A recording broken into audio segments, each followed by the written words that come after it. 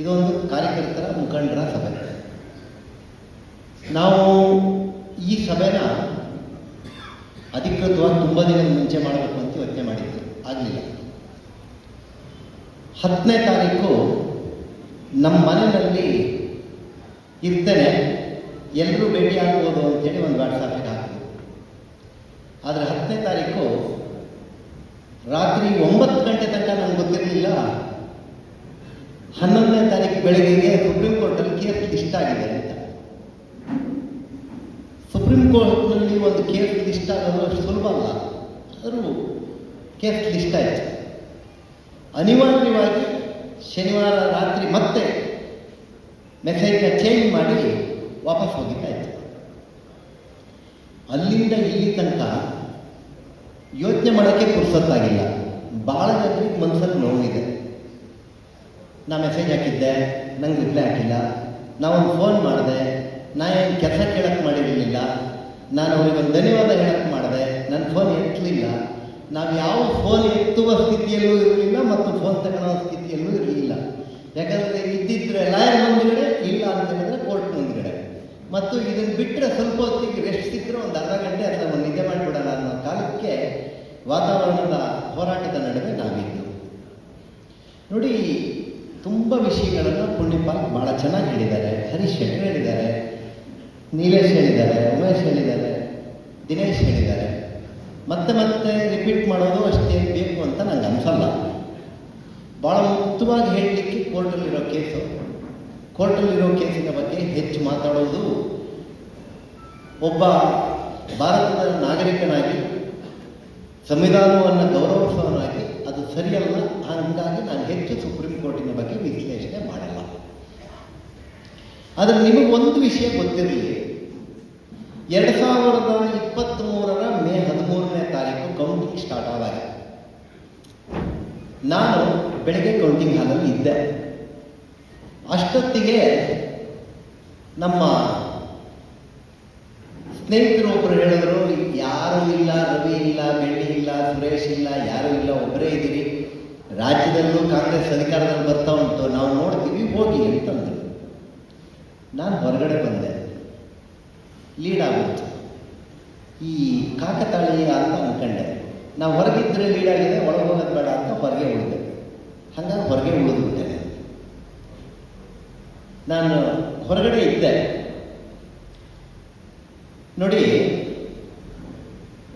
ಈ ಟಿ ವಿನಲ್ಲಿ ಈ ಥರದೊಂದು ಮೆಸೇಜ್ ಬರುತ್ತೆ, ನೀವು ನೋಡ್ತಾ ಇದ್ದೀರಿ ಎಲ್ಲರೂ ಅಂತ ಅನ್ಕೊಂತೀನಿ. ಇವತ್ತೆಲ್ಲ ಮರ್ತಿರ್ತೀರಿ, ಅದಕ್ಕಾಗಿ ನಾನು ನಿಮಗೆ ವಾಪಸ್ ನೋಡಿ. ಇದು 153 ಮತಗಳ ಅಂತರದಿಂದ ರಾಜೇಗೌಡ ಗೆಲುವು ಅಂತ ಬರುತ್ತೆ. ಹೊತ್ತಾನೆ ಈಗ ಎಷ್ಟು ಅಂತ ಹೇಳಿದ್ರು? 201 ಅಂತ ಹೇಳಿದ್ರು. ಇದು ನಾನು ಇವತ್ತಿಂದ ಹೇಳ್ತಾ ಇಲ್ಲ, ನಾನು ಅವತ್ತಿನ ದಿನದ ಇದನ್ನ ನಾನಲ್ಲಿ ಕುತ್ಕೊಂಡು ಈಗ ಅದನ್ನೇ ಟಿ ವಿಲಿ ಹುಡುಕ್ತಾ ಇದ್ದೆ ನೋಡಿ.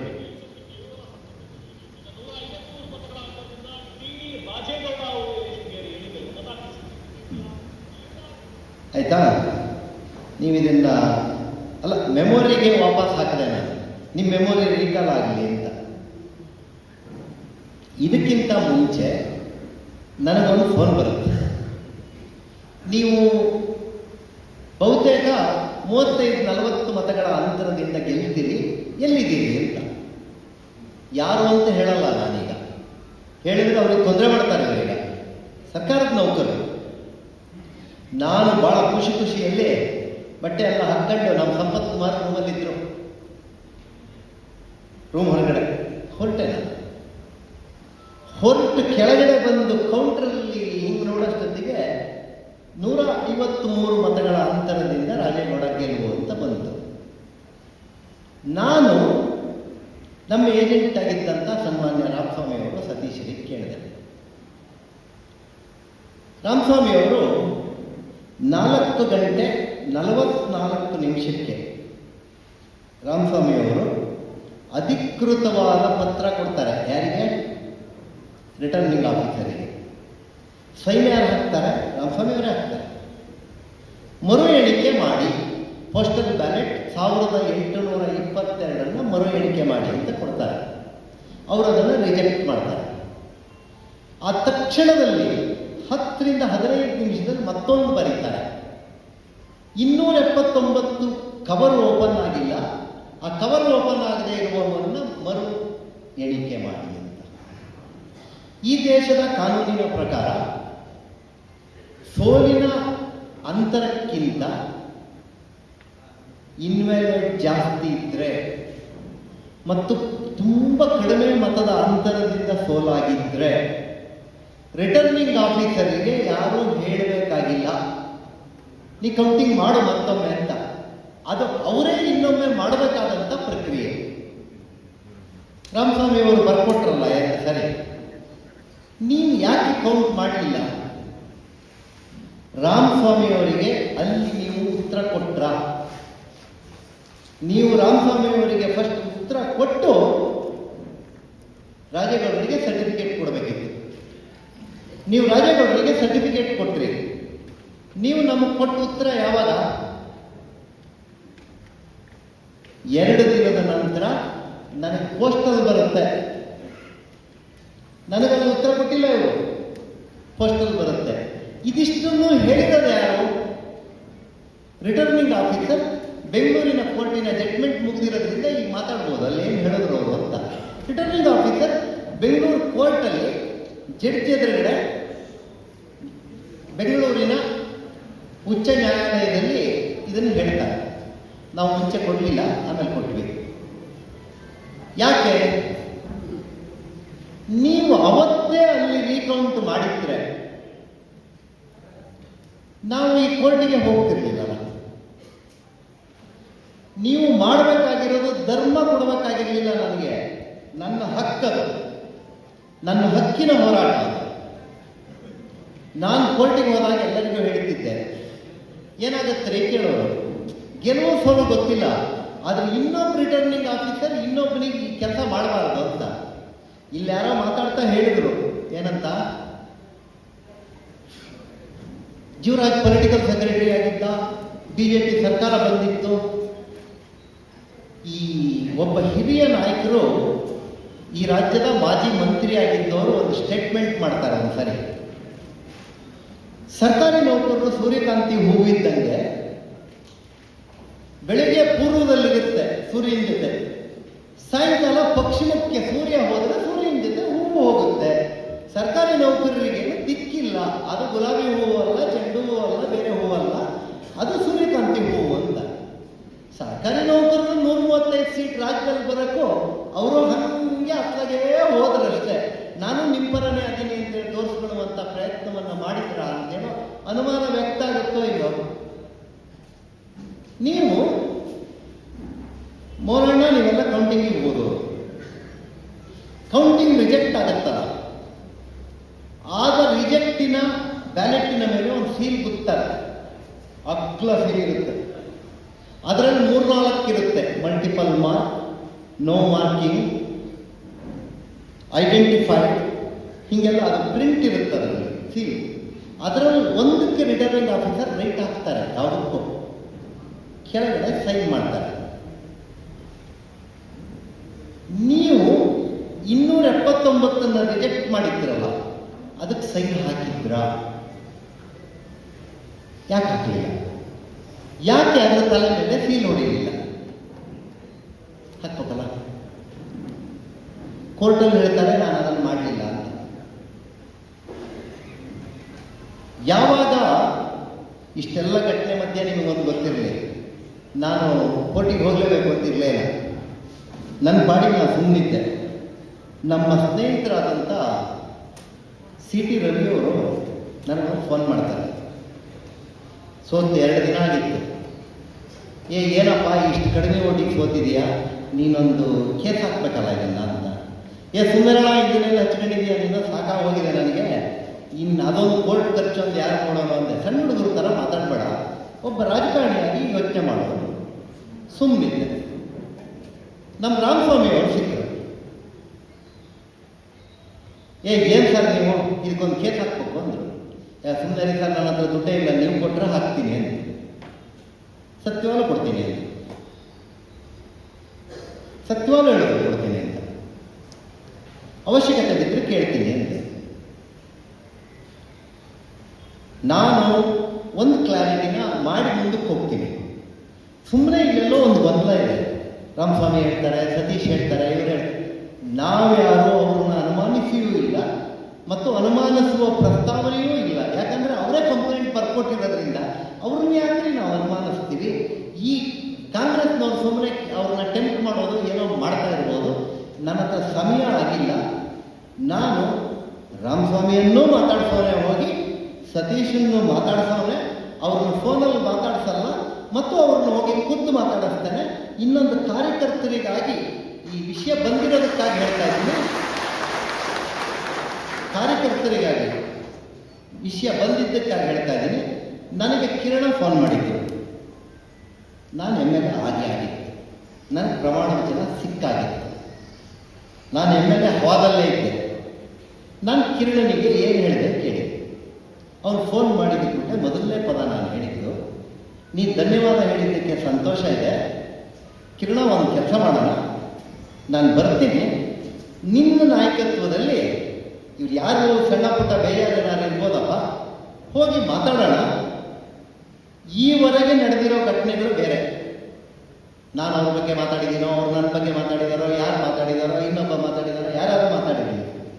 ಸ್ವತಃ ನಾನು ಹೇಳಿದ್ದೀನಿ ಮಾತಾಡಿದ್ರೆ ನಾನು ಅವ್ರ ಹತ್ರ ಕ್ಷಮೆ ಕೇಳ್ತೀನಿ, ಬಿಟ್ಬಿಡೋಣ ಇದನ್ನು, ಇನ್ನಾದರೂ ಪಕ್ಷವನ್ನು ಗಟ್ಟಿ ಕಟ್ಕೊಂಡು ಮುಂದಕ್ಕೆ ಹೋಗೋಣ ಅಂತ ನಾನು ಹೇಳಿದ್ದು ಯಾವತ್ತು ನಾನು MLA ಆದಾಗ, ಕೋರ್ಟಲ್ಲಿ ಸ್ಟೇ ಆದಾಗಲ್ಲ.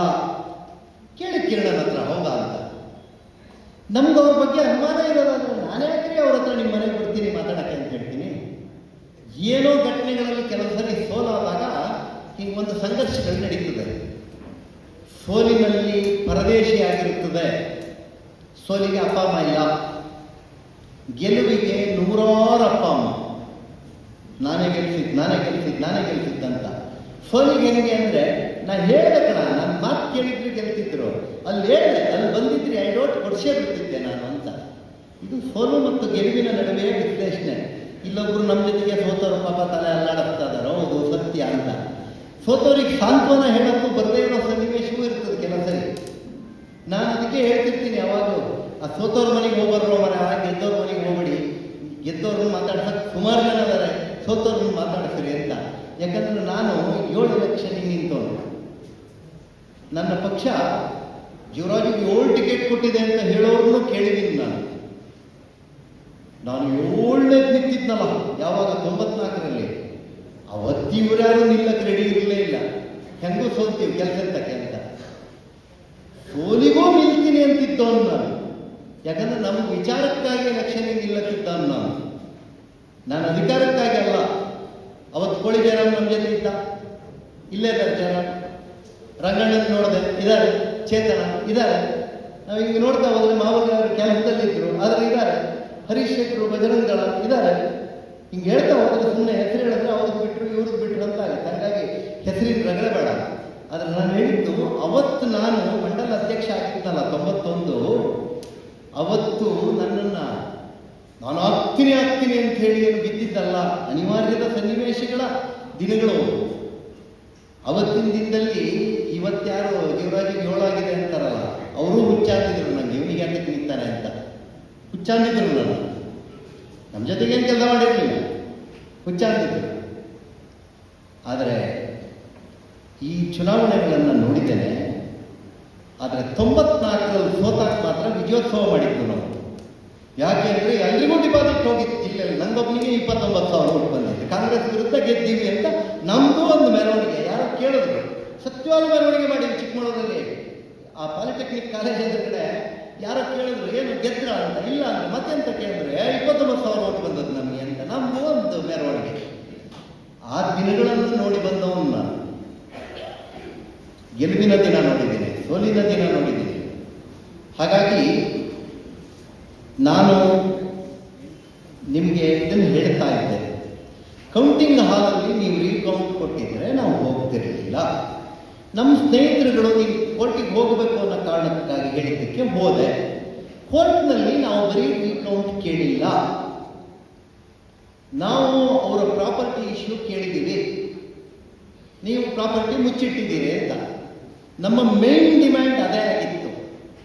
ಅದರ ಜೊತೆನೇ ಕೌಂಟಿಂಗ್ ಇತ್ತು ಮತ್ತು ಬೇರೆ ಬೇರೆ ಇಶ್ಯೂಗಳ ಮೇಲೆ ಹಾಕಿದ್ವಿ. ಏನೋ ಕೋರ್ಟು ನಮ್ಮದು ಆ ಪ್ರಾಪರ್ಟಿ ಇಶ್ಯೂನ ಎತ್ತಿ ಹಿಡಿದಿಲ್ಲ. ನಮಗೆ ಮೇಲ್ಮಟ್ಟದಲ್ಲಿ ಅದನ್ನು ಕೇಳಬೇಕೋ ಕೇಳಬಾರ್ದು ಅದನ್ನು ಚರ್ಚೆ ಮಾಡಿ ನೋಡ್ತೇನೆ ಮತ್ತು ಅದನ್ನು ಕಾನೂನಿನ ಜೊತೆ ಚರ್ಚೆ ಮಾಡಿ ಮುಂದಕ್ಕೆ ಹೋಗೋದು ಹೇಗೆ ಅಂತ ಹೇಳುವಂಥದ್ದು ಯೋಚನೆ ಮಾಡ್ತೀವಿ. ಇಲ್ಲಿ ಪ್ರಶ್ನೆ ಬರ್ತಾ ಇರೋದು ಏನಂತ ಹೇಳಿದ್ರೆ, ಈ ಗೆಲುವಾಗಿದೆ. ಪುಣ್ಯಪಾಲ್ ಹೇಳಿದ್ರು, ರಾತ್ರಿ ರೈಟಿಂಗಲ್ಲಿ ಕೊಟ್ಟೆ ನಾನು, ಬಹುಮತ ನನಗಿದೆ, ಕೋರ್ಟ್ ಆದೇಶದ ಪ್ರಕಾರ ನಾನು ಡಿಕ್ಲೇರ್ ಮಾಡಲಿಲ್ಲ. ಮಾರನೇ ದಿನ ಸಂಜೆ 4 ಗಂಟೆಗೆ ನೋಟಿಸ್ ಕೊಟ್ಟೆ, ಲೀಗಲ್ ನೋಟಿಸ್, ಕಾನೂನಿನ ಉಲ್ಲಂಘನೆ ಆಗುತ್ತೆ ಅಂತ. ಅದಾದ ಮೇಲೆ ರಾತ್ರಿ 10:30 ಗಂಟೆಗೆ ನನ್ನ ಮೇಲಿಗೆ ಸರ್ಟಿಫಿಕೇಟ್ ಹಾಕ್ತಾರೆ. ರಾತ್ರಿ 10:30 ಸರ್ಟಿಫಿಕೇಟ್ ಬಂದಿದೆ ಅನ್ನೋ ಸಂಭ್ರಮನೂ ಪಡೋಣ ಅಂತ ಹೇಳಕ್ಕುಂಟ ಇವರು 11 ಗಂಟೆಗೆ ನನ್ನ ಮೇಲೆ FIR ಮಾಡ್ತಾರೆ. ನನ್ನ ಮೇಲೆ 11 ಗಂಟೆಗೆ FIR ಆಗುತ್ತೆ ರಾತ್ರಿ. ಮಾರನೇ ದಿನ ಬೆಳಿಗ್ಗೆ ನೋಟಿಫಿಕೇಶನ್ ಆಗುತ್ತೆ, ಜೀವರಾಜ್ MLA ಅಂತ. ಕರ್ನಾಟಕ ಸರ್ಕಾರ ನೋಟಿಫಿಕೇಶನ್ ಹೊರಡಿಸುತ್ತೆ. ನೋಟಿಫಿಕೇಶನ್ ಆದಮೇಲೆ ನಾನು ನೋಟಿಫಿಕೇಶನ್ ಹಿಡ್ಕೊಂಡು ಸನ್ಮಾನ್ಯ ಖಾದರ್ ಸಾಹೇಬ್ರ ಆಫೀಸಿಗೆ ಹೋದೆ, ಸ್ಪೀಕರ್ ಆಫೀಸಿಗೆ. ಅವ್ರು ಸಮಯ ಕೊಡಲಿಲ್ಲ, ಅಂದರೆ ಅವ್ರು ಇರಲಿಲ್ಲ. ನಾವು ಮತ್ತೆ ಕೇಳಿದ್ವಿ, ಸಂವಿಧಾನದ ಇದರಲ್ಲಿ 188ನೇ ಕಲಂನಲ್ಲಿ ರಾಜ್ಯಪಾಲರು ಪ್ರಮಾಣ ವಚನ ಬೋಧಿಸಬೇಕು, ಸ್ಪೀಕರ್ ಅಲ್ಲ. ರಾಜ್ಯಪಾಲರು ಅಷ್ಟೊಂದು ಜನರಿಗೆ ಕೊಡೋಕ್ಕಾಗಲ್ಲ ಅನ್ನೋ ಕಾರಣಕ್ಕಾಗಿ ಸ್ಪೀಕರಿಗೆ ಪವರ್ ಡೆಲಿಗೇಟ್ ಮಾಡಿರ್ತಾರೆ. ನಾವು ಅದನ್ನು ಕೇಳಿದ್ವಿ ಹೋಗಿ, ಕಾನೂನಿನ ಪ್ರಕಾರ ನೀವು ಕೊಡಬೇಕಿರೋರು ನೀವು ಕೊಡಿ, ಅವ್ರು ಕೊಡಬೇಕು ಅಂತ ಏನುಂಟು ಅಂತ. ವೆಸ್ಟ್ ಬೆಂಗಾಲಲ್ಲಿ ಇದನ್ನೇ ಮಾಡಿದ್ರು ಮಮತಾ ಬ್ಯಾನರ್ಜಿ, ಆಗ ರಾಜ್ಯಪಾಲರು ಕೊಟ್ಟಿದ್ರು ಬೈ ಎಲೆಕ್ಷನ್ ಇದಕ್ಕೆ. ಇಲ್ಲಿ ರಾಜ್ಯಪಾಲರಿಗೆ ನಾವು ಕೇಳಿದ ಮೇಲೆ ಸ್ಪೀಕರ್ ಸಾಹೇಬರು ರಾತ್ರಿ ನನಗೆ ಮೆಸೇಜ್ ಹಾಕಿದ್ರು, ಫೋನ್ ಮಾಡಿದ್ರು, ನಾಳೆ ಮಧ್ಯಾಹ್ನ 3:30 ಗಂಟೆಗೆ ನಿನಗೆ ಪ್ರಮಾಣ ವಚನ ಕೊಡ್ತೀನಿ. ಕೊಟ್ಟರು, ಪ್ರಮಾಣ ವಚನ ಆಯಿತು. ನಾನು ಸ್ವಲ್ಪ ವಿಷಯದಿಂದ ಬರ್ತೀನಿ. ಕೊಟ್ಟರು. ಬೆಳಿಗ್ಗೆ ಏನು ಕೆಲಸ, ಹೈಕೋರ್ಟಲ್ಲಿ ಹೋಗಿ FIR ಹಾಕ್ಯಾರೆ, ಸ್ಟೇ ಕೊಡಿ, ಪಾಸ್ ಮಾಡಿ ಅಂತ ಕೇಳಿದ್ರು. ಜಡ್ಜ್ ಹೇಳಿದ್ರು, ಏನ್ರಿ ಇದು ಸೋತವರೆಲ್ಲ ಗೆದ್ದ ಮೇಲೆ FIR ಹಾಕೋದಾದ್ರೆ ಪರಿಸ್ಥಿತಿ ಏನು ಅಂತ. ಇನ್ನಿದೇ ಮಾಡ್ಬೇಕಲ್ಲ ಇದನ್ನ ಅಂತ. ಇಲ್ಲ, ನಾವು ನಾಳೆ ಏನೋ ಹೇಳ್ತೀವಿ ಅಂತೇಳಿ ಟೈಮ್ ತಗೊಂಡ್ರು. ಮಾರನೇ ದಿನ ಬಂದು ನಮಗೆ ರಜಾ ಕಾಲ ಮುಗಿಲಿ 3ನೇ ತಾರೀಕು ತನಕ ನಾವು ಟೈಮ್ ಬೇಕು ಅಂತ 3 ತನಕ ತಗೊಂಡೋಗಿದ್ದಾರೆ. ನಾಡಿದ್ದು 3ನೇ ತಾರೀಕಿಗೆ ಮತ್ತೆ ಹೀರಿಂಗ್ ಬರೋಕ್ಕಿದೆ. ಯಾರು ನನ್ನ ಮೇಲೆ ಹಾಕಿರೋ FIR. ನನ್ನ ಮೇಲೆ ಇದೇನು ಹೊಸ FIR ಇವ್ರು ಮಾಡ್ತಾ ಇರೋದು. ಯಾವಾಗ ನೀವು ಈ ಕ್ಷೇತ್ರಕ್ಕೆ ಬಂದ್ರಿ, 2013ಕ್ಕೆ ನೀವು ಈ ಕ್ಷೇತ್ರಕ್ಕೆ ಬಂದ ಕೂಡಲೇ ಶುರುವಾಯಿತು ನೋಡಿ. ನೀವು ಬರೋದಕ್ಕಿಂತ ಮುಂಚೆ ಶಾಮಣ್ಣ ಇದ್ದರು, ಚಂದ್ರೇಗೌಡರು ಇದ್ದರು, ಗೋವಿಂದೇಗೌಡರು ಇದ್ದರು. ಅವರೆಲ್ಲರ ಜೊತೆ ಎಲೆಕ್ಷನ್ ಮಾಡಿದವನು ನಾನು. ಅವ್ರ ಹತ್ರ ಎಲ್ಲ ಸೋತವನು, ಅವ್ರ ಹತ್ರ ಗೆದ್ದವನು, ಎರಡೂ ಹೌದು ನಾನು. ಆವಾಗ ಅವ್ರು ಗೆದ್ದ ಮೇಲೆ ಚಂದ್ರೇಗೌಡರ ಹತ್ರ ನಾನು ಗೆದ್ದಿದ್ದೆ. ಹೋಗಿ ಅವ್ರ ಕಾಲಿಗೆ ಬಿದ್ದು ನಮಸ್ಕಾರ ಮಾಡಿ ಬಂದೆ ನಾನು. ಅವರು ಗೆದ್ದವರು ನನ್ನನ್ನು ಒತ್ತಿಡ್ಕೊಂಡು ಕಡಿಮೆ ವಯಸ್ಸು, ಬೇಜಾರಾಗಬೇಡ, ಗೋವಿಂದೇಗೌಡರು ನನ್ನನ್ನು ತಪ್ಪಾಕಿ ನೀನು ಗೆಲ್ಲಬೇಕಿತ್ತು, ಮುಂದಿನ ಸರಿ ನಿನಗೆ ಒಳ್ಳೆಯದಾಗುತ್ತೆ ಅಂತ ಹೇಳಿದರು. ಇದು ಶೃಂಗೇರಿಯ ರಾಜಕಾರಣ. ಹಿಂಗಿತ್ತು. ನಾನು ಗೆದ್ದವನು ಗೋವಿಂದೇಗೌಡರ ಮನೆಗೆ ಹೋಗಿ ಕಾಲಿಗೆ ಬಿದ್ದು ಬಂದೆ, ಚಂದ್ರೇಗೌಡರ ಮನೆಗೆ ಹೋಗಿ ಕಾಲಿಗೆ ಬಿದ್ದು ಬಂದೆ. ನೀವು ಮಾತ್ರ ಬಂದ ಮೇಲೆ ಶುರುವಾಗಿತ್ತು. ನೀವು ನನಗೆ ಹೇಳಿದ್ರಿ 2012ನೇ ಇಸ್ವಿಯ ಡಿಸೆಂಬರ್ನಲ್ಲಿ ನಿಮ್ಮೂರಿನ ಒಂದು ಕಾರ್ಯಕ್ರಮಕ್ಕೆ ಬಂದಿದ್ದೆ, ನಾನು ಮಂತ್ರಿ ಆಗಿದ್ದೆ. ತಡಿಯಪ್ಪ, ಅವರೂರಿನ ಕಡವಂತೆಯ ಬಸ್ ಸ್ಟಾಪ್ನ ಗ್ರಾಮ ಪಂಚಾಯಿತಿಯ ಕಟ್ಟಡದಲ್ಲಿ ಸಭೆ ನಡೀತು ವಾಸಣ್ಣ. ಆ ಸಭೆಯಲ್ಲಿ ಸನ್ಮಾನ್ಯ ರಾಜೇಗೌಡರು ಏನೂ ಅಲ್ಲ ಕಾರ್ಯಕ್ರಮಕ್ಕೆ ಬಂದರು. ನಾನು ಅಲ್ಲಿರೋ ಅಧಿಕಾರಿಗಳಿಗೆ ಹೇಳಿದೆ, ನಾನು ಮಂತ್ರಿ, ಜಿಲ್ಲಾ ಉಸ್ತುವಾರಿ ಮಂತ್ರಿ, ರಾಜೇಗೌಡರನ್ನ ವೇದಿಕೆಗೆ ಕರಿ ಅಂತ. ರಾಜೇಗೌಡರಿಗೆ ಒಂದು ಭಾಷಣ ಕೊಟ್ವಿ, ಭಾಷಣ ಮಾಡಿದ್ವಿ. ಅಲ್ಲಿಂದ ಬೆರಳುಗೋಡಲ್ಲಿ ಭೋಜೇಗೌಡರ ಮನೆಯಲ್ಲಿ ಊಟ. ನನ್ನನ್ನು ಅಡಿಗೆ ಮನೆ ಒಳಗಡೆ ಡೈನಿಂಗ್ ಹಾಲಿ ಊಟಕ್ಕೆ ಕರೆದು, ವಾಸಣ್ಣ, ನಾನು, ರಾಜು ಎಲ್ಲ ಇದ್ದೀವಿ. ಇಲ್ಲಿ 3 ಜನ ಇಲ್ಲೇ ಗೊತ್ತಿದ್ದೀವಿ. ಸುರೇಶ್ ಅಣ್ಣ ಇಲ್ಲೆಲ್ಲ ಹಿಂದ್ಗಡೆ ಇದ್ದಾರೆ. ನಾನು ಹೇಳಿದೆ, ಇಲ್ಲ ಎಲ್ಲರೂ ನಮ್ಮವರೇ ಇದ್ದಾರೆ, ಇಲ್ಲೇ ಊಟ ಮಾಡ್ತೀನಿ ಅಂತೇಳಿ ಅವ್ರ ಮನೆಯಲ್ಲಿ ಅವತ್ತು ಬಿರಿಯಾನಿ ಊಟ. ತಟ್ಟೆಯಲ್ಲಿ ಊಟ ಹಾಕಿಸ್ಕೊಂಡು ಹಿಂಗೆ ಹಿಡ್ಕೊಂಡು ಹಿಂಗೆ ಕೂತಿದ್ದೆ ನಾನು. ನನ್ನ ಈ ಕಿವಿ ಪಕ್ಕದಲ್ಲಿ ರಾಜೇಗೌಡರು ಬಂದು ಕೂತ್ಕೊಂಡ್ರು. ನನಗೆ ಹೇಳಿದರು ರಾಜೇಗೌಡರು, ನಿಮ್ಮಂಥ ಅದ್ಭುತವಾದ ಒಬ್ಬ ರಾಜಕಾರಣಿನೇ ನೋಡಿಲ್ಲ ನಾವು, ದ್ವೇಷ ಇಲ್ಲದ ರಾಜಕಾರಣಿ ನೀವು, ಅಭಿವೃದ್ಧಿ ಪರವಾಗಿ ನಿಮ್ಮಂಥ ಕೆಲಸಗಾರರನ್ನೇ ನೋಡಿಲ್ಲ ನಾನು ಟಿಕೆಟ್ ಕೇಳ್ತೀನಿ, ನಂಗೆ ಸಿಕ್ಕರೆ ಸಂತೋಷ, ನಂಗೆ ಸಿಗದೇ ಇದ್ರೆ ನಿಮಗೆ ಓಟ್ ಕೊಡೋದು. ಗೌಡ್ರೆ ಆಣೆ ಮಾಡಿ, ನಾನು ಹಂಗೆ ಹೇಳಿಲ್ಲ ಅಂತ ಮಾಡಿ ಆಣೆ. ನಿಮ್ಮ ಮನೆಯಲ್ಲಿ ನಡೆಯದ ಘಟನೆ ನಡೀಬಾರ್ದಾಗಿತ್ತು. ನಾನು ಬೆಳಿಗ್ಗೆ ಬಂದು ಸಾಯಂಕಾಲ ತನಕ ನಿಮ್ಮ ಜೊತೆ ಇದ್ದೆ ನಿಮ್ಮ ಮನೆಯಲ್ಲಿ. ನಾನು ಮಂತ್ರಿ, ನೀವು ಹಾಗೆ ನಡೆದ್ರಿ, ನನಗೆ ನಿಮ್ಮಂಥ ಮನುಷ್ಯನೇ ನೋಡಲಿಲ್ಲ ಅಂದರೆ ಏನು ಮಾಡಿದ್ರಿ? ಆಮೇಲೆ ನೀವು ನನಗೆ ನೀವು ಕ್ಯಾಂಡಿಡೇಟ್ ಆದ್ರಿ. ನೀವು ಕ್ಯಾಂಡಿಡೇಟ್ ಆಗಿದ್ದು ಯಾವಾಗ? ಮೇನಲ್ಲಿ, ಜೂನ್ ತಿಂಗಳಲ್ಲಿ ಸ್ಟಾರ್ಟ್ ಮಾಡಿದ್ರಿ ನೀವು. ನನ್ನ ಮೇಲೆ ನವೆಂಬರ್ 5, 6, 7 ಯಾರಿಬ್ಬರೂ ನಿಮ್ಮ ಮನೇಲಿ ಮಲಗಿಸ್ಕೊಂಡು ಕರ್ಕೊಂಬಂದು FIR ಮಾಡಿಸಿದ್ರಿ ಹೇಳಿ? ನಿಮ್ಮ ಸರ್ಕಾರ ಇತ್ತು ಅಂತ ಆಣೆ ಮಾಡಿ ಗೌಡ್ರೆ, ಸುಳ್ಳು ಅಂತ. ಅದಕ್ಕೆಲ್ಲ ಬರೀ ಬಾಯಲ್ಲೇ ಹೇಳ್ತೀರಿ. ಆಣೆ ಮಾಡ್ಬೇಕಲ್ಲ ನೀವು, ಯಾಕೆ ಆಣೆ ಮಾಡ್ತಾ ಇಲ್ಲ? ಮಾಡ್ಬೇಕಾಣೆ, ನಾನು ಹಂಗೆ ಮಾಡಲಿಲ್ಲ ಅಂತ. ನೀವು ಈ ಕ್ಷೇತ್ರಕ್ಕೆ ಅಭಿವೃದ್ಧಿಯನ್ನು ತರಲಿಲ್ಲ, ದ್ವೇಷ ತಂದ್ರಿ ನೀವು. ನಾನು ಗೆದ್ದಿದ್ದೆ. ಸ್ವಲ್ಪ ದಿನ ಕಾದಿದ್ರೆ ನಿಮಗೂ ಅವಕಾಶ ಆಗಿರ್ತಿತ್ತು. ಗಡಿಬಿಡಿ ಮಾಡಿದ್ದೀರಿ ನೀವು ಈ ಕ್ಷೇತ್ರಕ್ಕೆ ಬಂದ್ರಿ. ಯಾರಾದರೂ ಒಬ್ಬ, ಅದು ಯಾರಾದರೂ, ಅದು BJPಯವರಲ್ಲ, ಕಾಂಗ್ರೆಸ್ನವ್ರು ಇರ್ಬೋದು, ದಳದವ್ರು ಇರ್ಬೋದು, ಕಮ್ಯುನಿಸ್ಟ್ನವ್ರು ಇರ್ಬೋದು, ನನ್ನ ಕಣ್ಣಿಗೆ ಕಣ್ಣು ಕೊಟ್ಟು, ವಸಣ ನಾನು ನೀನು ನೋಡ್ತಾ ಇದ್ದೀವಲ್ಲ, ಹಿಂಗೆ ನೋಡ್ತಾ ಜೀವರಾಜನಿಗೆ ನಿದ್ರೆಗಣ್ಣಲ್ಲ ಅನಿಸಿತ್ತು ಈ 53 ಮತ್ತು 57 ಇಲ್ಲ 94C ಅಪ್ಲಿಕೇಶನ್ಗಳಲ್ಲಿ ದುಡ್ಡು ತಗೊಬೇಕು ಅಂತ ಮಲಗದಾಗ ಅನಿಸಿತ್ತು ಅಂತ ಹೇಳಿದ್ರೆ ಅವನ ಪಾದಕ್ಕೆ ಬಿಡ್ತೀನಿ ನಾನು. ನೀವೇನು ಮಾಡಿದ್ರಿ? ನಾನು ಒಂದೂ ಸಾಗುವಳಿ ಚೀಟಿ ಕೊಟ್ಟಿರಲಿಲ್ಲ. ಒಂದು ಕೊಟ್ಟಿದ್ದೆ ಅಲ್ಲ, ಒಂದೂ ಕೊಟ್ಟಿರಲಿಲ್ಲ. ನೀವು ನನ್ನನ್ನು ಕರ್ಕೊಂಡೋಗಿ, ನನ್ನ ತಗೊಂಡೋಗಿ ಲೋಕಾಯುಕ್ತರು ವಜಾ ಮಾಡಿದ್ದ ಕೇಸನ್ನು ಚಿಕ್ಕಮಗಳೂರಿನ ಒಬ್ಬ ಸರ್ಕಲ್ ಇನ್ಸ್ಪೆಕ್ಟರ್ ಹತ್ರ ಚಾರ್ಜ್ ಶೀಟ್ ಮಾಡ್ತಿದ್ರಲ್ಲ, ಇನ್ನೂ ಆ ಕೇಸ್ನ ಸುತ್ತಬರ್ತಾ ಇರೋದು ನಾನಲ್ಲ. 2700 ಜನರಿಗೆ ಕೊಟ್ಟನಲ್ಲ ಸಾಗುವಳಿ ಚೀಟಿ. ಆಮೇಲೆ ಅದನ್ನು ನನ್ನ ತಾಕತ್ತಿನ ಮೇಲೆ ಕೊಟ್ಟಿದ್ದು. ಅವರ ಮನಸ್ಸಲ್ಲಿ ಏನಿತ್ತು ಅಂದರೆ, ಈ ಕೇಸ್ ಹಾಕ್ಸೋದ ಮೇಲೆ ಜೀವರಾಜನ ಸಾಗುವಳಿ ಚೀಟಿ ಕೊಡಕ್ಕೆ ಕೈ ಹಾಕಲ್ಲ ಅಂತ ಇತ್ತು. ಕೈ ಹಾಕಲ್ಲ, ಹೆದರ್ತಾನೆ ಅಂತ. ನನಗೆ ನೀವು FIR ಮಾಡಿದ್ದೀರಿ ಅಂತೇಳಿ ನನಗೆ ಕೊಟ್ಟಿರೋ ಅಧಿಕಾರ ಇಲ್ಲ ಮಾಡಿ ಜನರಿಗೆ ಇದು ಕೊಡೋಕ್ಕಾಗತ್ತಾ? ಮಾಡಿ ಗೌಡ್ರೆ, ಪ್ರಮಾಣ. ದೇವಸ್ಥಾನಕ್ಕೆ ಬನ್ನಿ, ಒಂದು ಪ್ರಮಾಣ ಮಾಡಿ. ಏನಂತ ಮಾಡಬೇಕು? ನಾನು ಈ ಕೇಸ್ ಹಾಕ್ಸೋದ್ರಲ್ಲಿ ಇರಲಿಲ್ಲ, ನನಗೆ ಈ ಕೇಸಲ್ಲಿ ನಾನು ಮತ್ತು ನನ್ನ ಹಾರ್ಟು, ರೈಟು, ಲೆಫ್ಟು ಎಲ್ಲ ಇದ್ದಾವಲ್ಲ, ಅವು ಯಾವುವು ಅದ್ರ ಜೊತೆ ಇರಲಿಲ್ಲ ಅಂತ ಹೇಳಬೇಕಲ್ಲ. ಈ ಕ್ಷೇತ್ರಕ್ಕೆ ನೀವು ತಂದಿದ್ದು ದ್ವೇಷವನ್ನು. ನಿಮ್ಮ ಹತ್ರ ದುಡ್ಡು ಹಾಕಿ ದುಡ್ಡು ತೆಗೆಯೋ ಕಲೆ ಇರ್ಬೋದು, ಆದರೆ ನಾನು ದುಡ್ಡು ಹಾಕಿ ದುಡ್ಡು ತೆಗಿಲಿಲ್ಲ. ಕೆಲಸ ಮಾಡಿ ಜನರ ಹತ್ರ ಓಟ್ ಕೇಳಿದೆ, ನೀವು ನನಗೆ ಓಟ್ ಕೊಡಿ ಅಂತ. ನೀವು ಇಷ್ಟೆಲ್ಲ ದುಡ್ಡುಗಳ ನಡುವೆ ನಾನು ಸೋಲಿಲ್ಲ, ನಾನು ಗೆದ್ದಿದ್ದೆ. ನೀವು ನನ್ನ ಸೋಲಿಸಿದ್ದು ನೀವು ನನ್ನ ಹೇಳ್ತಾ ಇದ್ದೀರಿ. ನೀವು ರೀಕೌಂಟಿಂಗ್ನಲ್ಲಿ ಹಂಗಿರಲಿಲ್ಲ, ಅನ್ಯಾಯ ಆಯಿತು ಅಂತ.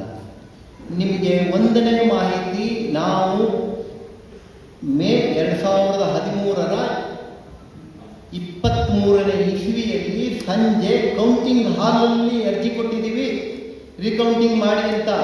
ನಿಮ್ದು ಸರಿ ಇದ್ದಿದ್ರೆ ಮಾಡಿ ಅಷ್ಟೇ ಕೇಳಿದ್ರೆ ಅಲ್ಲೇ ಅಂತ ಹೇಳ್ಕೊಂಡು ಅರ್ಧ ಗಂಟೆ ಕಾದು ನಿಂತ್ಕೊಂಡು 1800 ಮಾಡೋಕ್ಕಿದ್ದಿತ್ತಲ್ಲ, 1822 ಸರ್ಟಿಫಿಕೇಟ್ ಇಸ್ಕೊಂಡು ಹೋಗ್ಬೇಕಿತ್ತು. ಯಾಕೆ ಕಡಿಬಿಡಿಯಲ್ಲಿ ತಗೊಂಡೋದ್ರಿ ನೀವು? ನಿಮಗೆ ಅನುಮಾನ ಇತ್ತು. ನಾನು ಹೈಕೋರ್ಟಿಗೆ ಕೇಸ್ ಹಾಕಿದ ಮೇಲೆ ನೀವು ಕೇಸ್ ತಡೆಯಕ್ಕೆ ಬಿಡಲಿಲ್ಲ.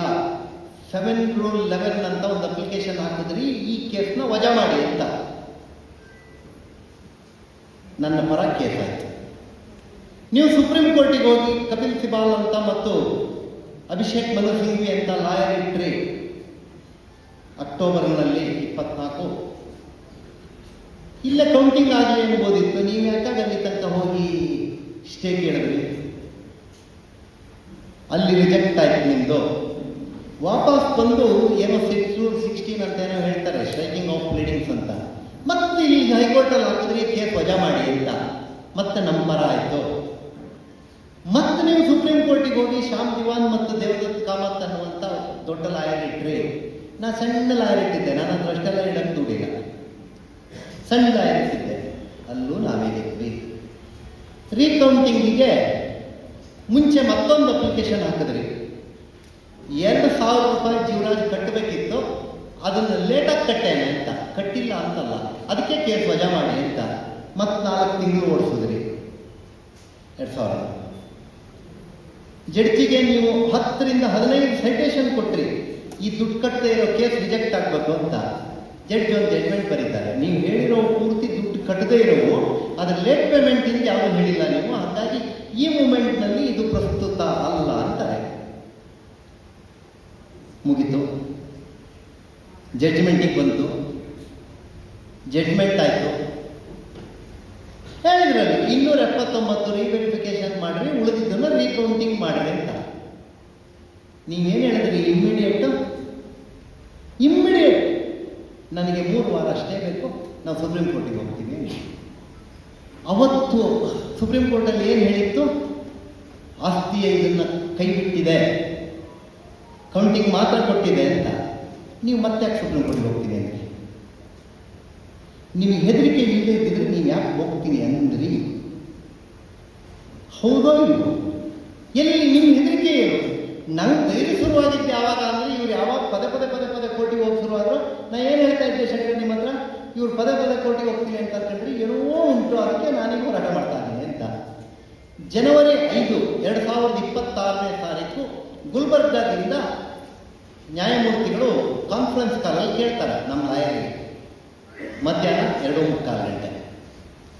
ನೀವು ಬರೀ ರೀಕೌಂಟಿಂಗ್ ಮಾತ್ರ ಕೇಳ್ತಾ ಇದ್ದೀರಾ, ಇಲ್ಲ ನಿಮ್ಗೆ ಪ್ರಾಪರ್ಟಿ ಇಶ್ಯೂನು ಪರ್ಟಿಕ್ಯುಲರ್ ಅಂತ. ನಾವು ರೀಕೌಂಟಿಂಗ್ ಮಾತ್ರ ಪರ್ಟಿಕ್ಯುಲರ್ ಅಲ್ಲ, ನಾವು ಪ್ರಾಪರ್ಟಿನೇ ಪರ್ಟಿಕ್ಯುಲರ್ ಅಂತ ನಾವು ಹೇಳಿದ್ದೀವಿ. ಅರ್ಥ ಆಯ್ತಾ ನಿಮಗೆ? ನಾವೇನೋ ಮಾಡ್ಕೊಂಡಿದ್ದು ಒಳಗಡೆ ಗೊತ್ತಿದ್ದಿದ್ರೆ ನಾವು ರೀಕೌಂಟ್ ಸಾಕು ಅಂತಿದ್ದು. ಇದ್ರ ಜೊತೆಗೆ ನಾನು DC ಒಂದು ಅರ್ಜಿ ಕೊಟ್ಟಿದ್ದೀನಿ. ನನಗೆ ಕೋರ್ಟಲ್ಲಿ ಕೇಸ್ ಇರೋದ್ರಿಂದ ಇದನ್ನ ನೀವು ಸೇಫ್ ಲಾಕರಲ್ಲಿ ಇಡಿ ಅಂತ. DC ಅವರು ನನಗೆ ಉತ್ತರ ಕೊಟ್ಟಿದ್ದಾರೆ, ನಮ್ಮ ಸೇಫ್ ಕಸ್ಟಡಿಯನ್ನು ನೀವು ಯಾವತ್ತು ಬೇಕಾದರೂ ಬಂದು ನೋಡಿ ಹೋಗಬಹುದು ಮತ್ತು ಅದನ್ನು ಏನೇನು ನಾವು ಪ್ರಿಕಾಷನರಿ ತಗೊಂಡಿದ್ದೀವಿ ಅಂತ. 2024 ಆಗಸ್ಟ್ ಆರ್ ಸೆಪ್ಟೆಂಬರ್ ಇರ್ಬೋದು, ನಾವು ಹೈಕೋರ್ಟಲ್ಲಿ ಒಂದು ಅರ್ಜಿ ಹಾಕಿದ್ದೀವಿ.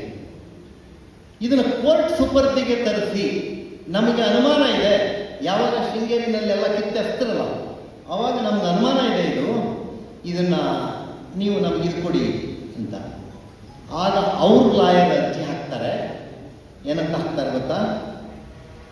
ಕರ್ನಾಟಕ ಸರ್ಕಾರದ ಸೇಫ್ ಕಸ್ಟಡಿಯಲ್ಲಿದೆ, ಅದಕ್ಕೆ 24 ಗಂಟೆ ಮತ್ತು 24x7 24x7 ಅದಕ್ಕೆ ಪೊಲೀಸ್ ಬಂದೋಬಸ್ತ್ ಇದೆ.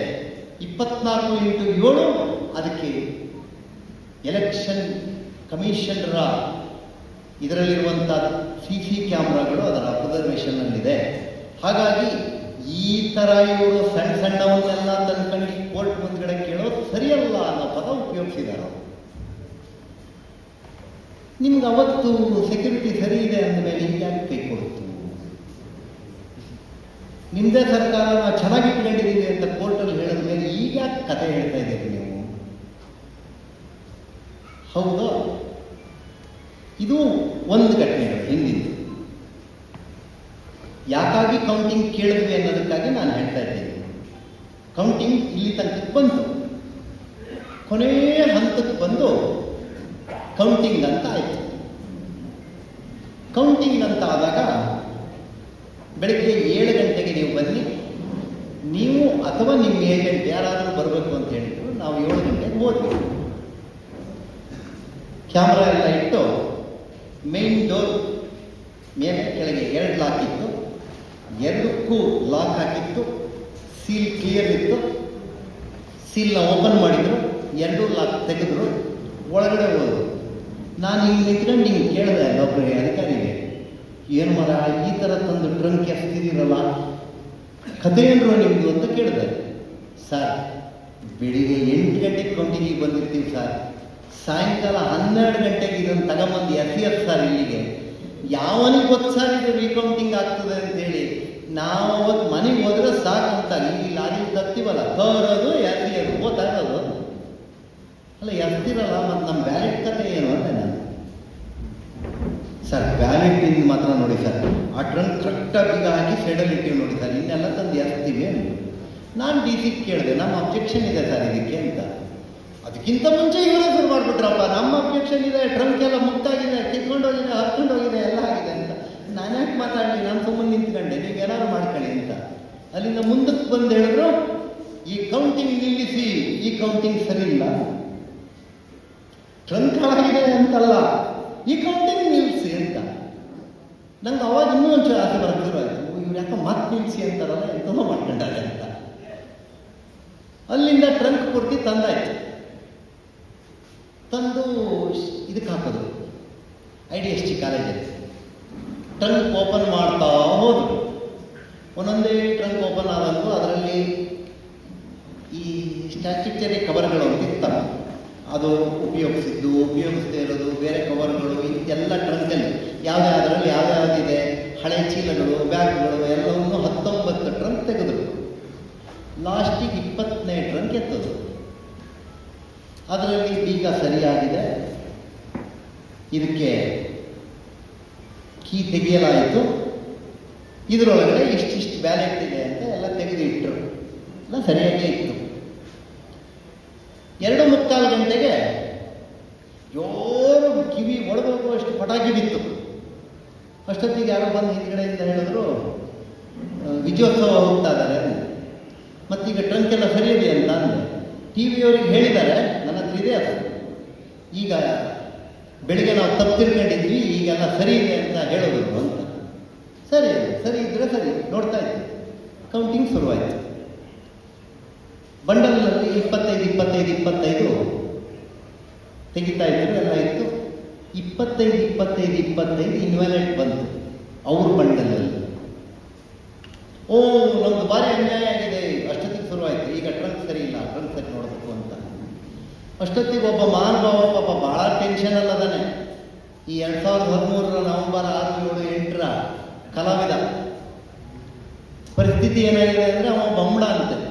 ಈಗ ಇವ ಗೆದ್ರೆ ನಾವು ಉಳಿಯಲ್ಲ, ಇವ ಗೆದ್ರೆ ನಾನು ಉಳಿಯಲ್ಲ ಅಂತ ಒಂದೇ ರಗಳೆ. ನೀನು ಏನಾಗಲ್ಲಪ್ಪ, ನಿನ್ನನ್ನು ಸಾಯಿಸೋದಾಗಿದ್ರೆ ನಾನು ಅವಾಗಲೇ ಯೋಚಿಸ್ತಿದ್ದೆ, ದೇವರು ಶಿಕ್ಷೆ ಕೊಡಲಿ ಅಂತ ಬಿಟ್ಟಿರೋದು ನಿನ್ನ, ನೀನೇನು ತಲೆ ಕೆಡಿಸ್ಕೊಂಬೇಡ. ನೀನು ನಂಬಿಕೆ ದ್ರೋಹಿ ಇರ್ಬೋದು, ನಾನು ಭಗವಂತನ ನಂಬೋನು, ನಿಮಗೆ ಅನುಕೂಲ ಆಗ್ತಿನ ದೇವಸ್ಥಾನಕ್ಕೆ ಬರೋರು. ಬಂಬಡ ಅಂತ, ಈಗಲೂ ಬಂಬಡ ಅಂತ, ಬೆಳಗ್ಗೆ ಎದ್ರೆ ಬಂಬಡ. ಅಲ್ಲಿ ಟ್ರಂಕಿಗೆ ಹಚ್ಚಿದ ಮೇಲ್ಗಡೆ ಬಿಡಿ ಪೇಪರ್ ಹರಿದು ಹೋಗಿದೆ ಅಂತ ಆಯ್ತು.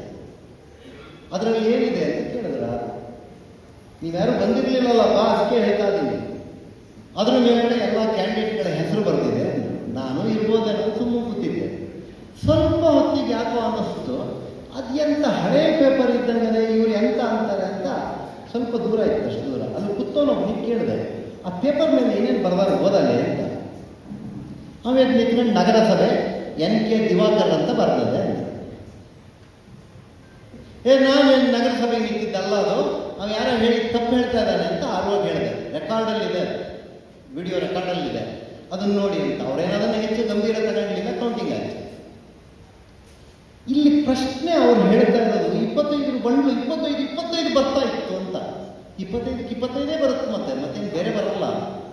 ಇದು ಪೋಲಿಂಗ್ ನಡೀತದಲ್ಲ ಬೂತಲ್ಲಿ, ಪೋಲಿಂಗ್ ನಡೆದ ಮೇಲೆ ತಗೊಂಡ್ಬಂದು ಆ ಬಾಕ್ಸನ್ನು ಸುರಿದು 25 ಬಂಡ್ಲು ಕಟ್ಟಿ ಕೌಂಟ್ ಮಾಡಿದ್ದಲ್ಲ ಇದು.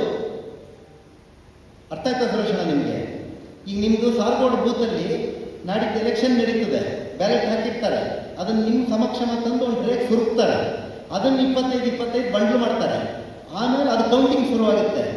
ಆ ಕೌಂಟಿಂಗಲ್ಲಿ 25 ಸುರೇಶ್ನಿಗೆ ಅಂತ ಬಂದರೆ ಇದೇನೋ ಮಾಡಲ್ಲ, ಇದು ಹೆಂಗಾಯ್ತದೆ, ಒಬ್ಬನೇ ವಿರೋಧ ಇರಲಿಲ್ಲ ಅಂತ. ಇದು ಅದಲ್ಲ, ನಿಮಗೆಲ್ಲ ಗೊತ್ತಿರಲಿ, ಇದು ಒಮ್ಮೆ ಕೌಂಟ್ ಮಾಡಿ ಬಂಡಲ್ ಕಟ್ಟಿ ಇಟ್ಟಿದ್ದನ್ನ ಇವರಿಗೆ ಹಾಕೊಂಡಿರೋದು. ಟ್ರೇಗಳಿತ್ತು, ರಾಜನ್, ಸುಧಾಕರ್ ಶೆಟ್ಟರು, ಗೋಪಾಲ, ಜೀವರಾಜ್, ರಾಜೇಗೌಡರು, ನೋಟ, ಇನ್ವ್ಯಾಲೆಟ್ ಅಂತ ಇತ್ತು. ಆ ಅಬ್ರಾಹಂ ಒಂದು ಬೊಂಡ ಹೊಡಿತದಾರಲ್ಲ, ನನ್ನ ಟ್ರೇಲ್ ಅಷ್ಟಿತ್ತು ಅಂತ. ಅದು ಯಾವುದು ಅಂದರೆ ಇದೆ, ಈ ಇನ್ವ್ಯಾಲಿಡ್ ಅಂತ ತೆಗೆದು ಅಷ್ಟೂರ ಹಾಕೋದನ್ನು ತೆಗೆದ್ರು, ಅವರಲ್ಲಿ ಓಟ್ ಇರಲಿಲ್ಲಲ್ಲ, ಹಾಕಿಟ್ಟಿದ್ರು. ಈ 135 ಯಾವಾಗ ಬಂತೋ ರಾಜ್ಯದಲ್ಲಿ, ಇಲ್ಲಿ ಕಡಿಮೆ ಬಿದ್ದಿದ್ದ ಕಲ್ಲಿಂದ ಎತ್ತಿದ್ರು ಇನ್ವ್ಯಾಲಿಡ್ ಅನ್ನ, ಬಂಡ್ಲು 25 ಇತ್ತಲ್ಲ, ಇದಕ್ಕೆ ತುರ್ಕಿದ್ರು, ಇಟ್ಟರು. ಈಗ ಬಂದ್ಕೊಂಡು ಅದು 25 ಇನ್ವ್ಯಾಲಿಡ್, 25 ಇನ್ವ್ಯಾಲಿಡ್ ಇರ್ತದೆ. ಮತ್ತಿನ್ನೇನು 1-2 ಬೇರೆ ಇರ್ತದ? ಹೆಂಗಿರ್ತದೆ ಅದು? ಇನ್ವ್ಯಾಲಿಡ್ ಬಂಡ್ಲು ಇನ್ವ್ಯಾಲಿಡ್ ಆಗೋದು. ಈ 153 ಸಾಕು ಅಂತ ಸುಮ್ಮನಿದ್ರು. ಮತ್ತಲ್ಲಿ ನೋಡ್ದ ಯಾರೋ ಒಬ್ಬ, ಆ ಕೌಂಟಿಂಗಿನ ದಿನ ಅದು ಯಾರೋ ಒಬ್ಬ ಒಳಗೆ ಹೆಂಗೋ ಬಂದ್ಬಿಟ್ಟಿದ್ದ. ಅವ್ನು ಕೌಂಟಿಂಗ್ ಏಜೆಂಟು ಅಲ್ಲ, ಇದು ಅಲ್ಲ. ಆ ವಿಡಿಯೋ ಬಿಡುಗಡೆ ಮಾಡಕ್ಕೆ ಹೇಳಿ ಅವರಿಗೆ. ಆ ವಿಡಿಯೋದಲ್ಲಿ ಅವನು ಯಾವನು ಒಳಗಡೆ ಬಂದಿದ್ದ, ಅವನು ಏನು ಪಾತ್ರ ಇತ್ತು, ಅವನು ಎತ್ತ ಹಾಕಿದ್ದ ಏನು ಅಂತ ಒಂದು ಅವಕಲಾಗೆ. ಕೊನೆಯಲ್ಲಿ ನಾನು ಯಾವಾಗಲೂ ನೋಡ್ತೀನಿ, ಅವನೇ ಬಂದ, ಅವನು ಬೆಳಗಿಂದ ಅವನೇ ಅಂತ. ಅವನು ಏಜೆಂಟು ಅಲ್ಲ, ಏನೂ ಅಲ್ಲ. ಕಾಂಗ್ರೆಸ್ಸಿಗೆ ಒಂದು ಎಕ್ಸ್ಟ್ರಾ ಪ್ಲೇಯರ್ ಅಪ್ಪ, ಇಂಪ್ಯಾಕ್ಟ್ ಪ್ಲೇಯರ್ ಅವನು, ಇಂಪ್ಯಾಕ್ಟ್ ಪ್ಲೇಯರ್. ಈಗ ಈ ನಡೀತಾ ಇರೋದ್ರಿಂದ ಇಂಪ್ಯಾಕ್ಟ್ ಅಂದ್ರೆ ಪದ ಬೇಗ ತಲೆ ಒಳಗೆ ಹೋಗ್ತದೆ. ಒರಿಜಿನಲ್ ಹೊರಗಿಟ್ಟು ಮಾಡಿದ್ದಲ್ಲ, ಒರಿಜಿನಲ್ ಒಳಗಿಟ್ಕೊಂಡೇ ಇವೊಂದೊಂದು ಇಂಪ್ಯಾಕ್ಟ್ ಇಟ್ಕೊಂಡಿದ್ದು. ಟ್ರೈನಲ್ಲಿ ಇದ್ದಿದ್ದನ್ನ ಮತ್ತು ಅದೊಂದು 50 ಎಂಟಕ್ಕೆ ಇಡ್ತೀರ, ಅದನ್ನು ಇದಕ್ಕೆ ಹಾಕಿಬಿಟ್ರಿ ಅತ್ಲಾಗೆ ಅಂದರು. ಹಾಗಾಗಿ ಮಾರನೇ ಬೆಳಿಗ್ಗೆ 201 ಆಯಿತು. ಹಿಂದಿನ ಸಾಯಂಕಾಲ 151 ಸಾಕು ಅಂತಿದ್ರು. ದುರಾಸೆ 201 ಮಾಡ್ಕೊಂಡ್ರು. ಈ ದೇಶದ ಕಾನೂನಿನ ಒಳಗಡೆ ಬ್ಯಾಲೆಟ್ ಪೇಪರ್ ಕೌಂಟಿಂಗ್ ಸ್ಟಾರ್ಟ್ ಆದಾಗ ಫಸ್ಟು ಟಿವಿಲಿ ಬರ್ತಾ ಇರುತ್ತಲ್ಲ, ನೀವು ಹಿಂಗೆ ನೋಡ್ತಾ ಇರ್ತೀರಿ. ಈಗ ಅಂಚೆ ಮತಪತ್ರಗಳ ಇದು ಮುಗೀತು.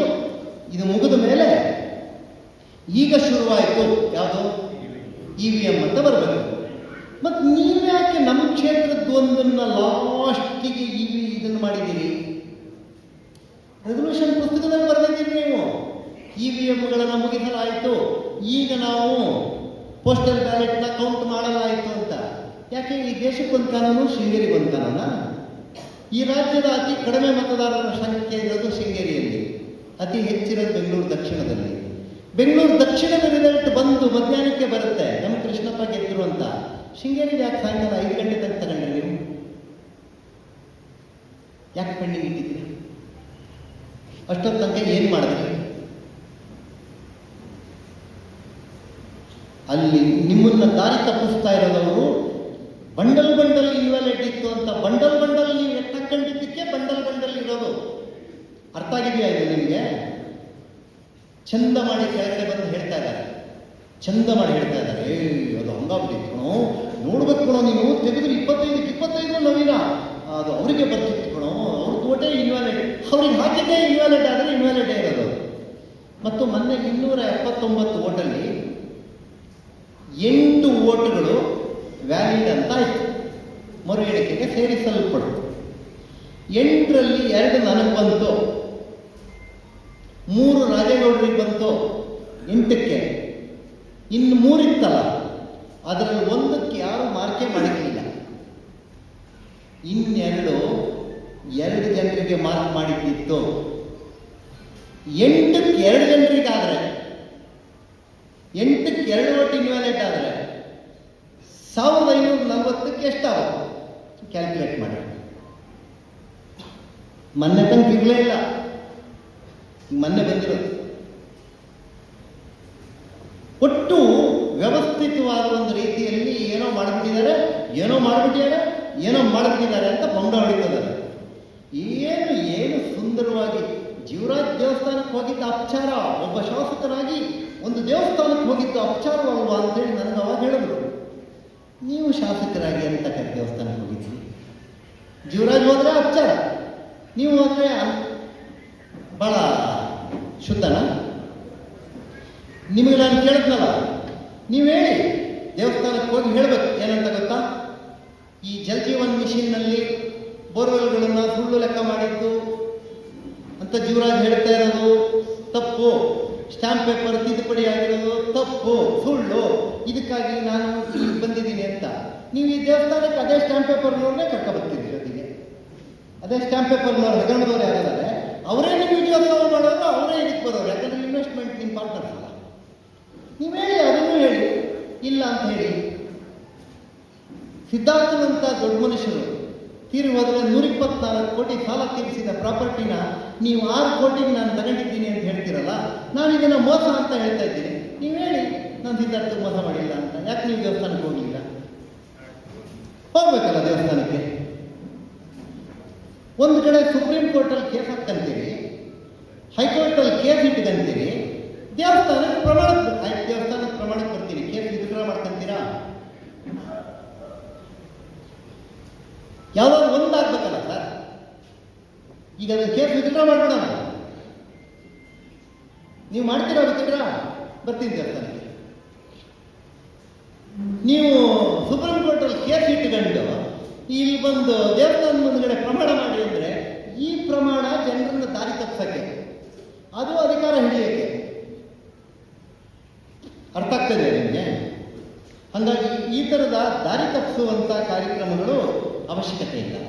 ಶೃಂಗೇರಿಯಲ್ಲಿ ಅನ್ನ ತಿನ್ಕೊಂಡಿದ್ರಲ್ಲ, ಆ ಒಳಗಡೆನೆಲ್ಲ ಇರ್ತದ ಗಾಂಧಿ ಮೈದಾನದಲ್ಲಿ ಅಂಗಡಿ ಇಟ್ಕೊಂಡು ಅವ್ರ ಅಂಗಡಿಗಳನ್ನು ಕೀಳ್ಸಿದ್ರಲ್ಲ, ಅದಕ್ಕೆ ಪ್ರಮಾಣ ಮಾಡಿ. ನನಗೆ ಸಂಬಂಧ ಇರಲಿಲ್ಲ ಇದು, ಅದು ಅಂಗಡಿ ಕಿತ್ತೋಯ್ತು ಅಂತ. ಈ ದಿನೇಶ್ ಒಂದು 15 ಎಕರೆ ತೋಟ ಕೀಳಿಸೋದ್ರಲ್ಲ, ಮತ್ತು ಇಲ್ಲಿ ಅಂಗಡಿ ಶ್ರೀನಿವಾಸಣ್ಣಂದು ತೋಟ ಕೀಳಬೇಕು ನೀವು ಅಂತೇಳಿ ವಿಧಾನಸಭೆಯಲ್ಲಿ ಪ್ರಶ್ನೆ ಹಾಕಿದ್ರಲ್ಲ, ಇದು ಸುಳ್ಳು ಅಂತೇಳಿ ನೀವು ಪ್ರಮಾಣ ಮಾಡಿ. ನಾನು 277 ಜೊತೆ ಸಾವಿರ ಜೊತೆ ಕೊಟ್ಟಿದ್ದೀನಿ, ನೀವೆಷ್ಟು ಕೊಟ್ಟಿದ್ದೀನಿ ಅಂತ ಪ್ರಮಾಣ ಮಾಡಿ.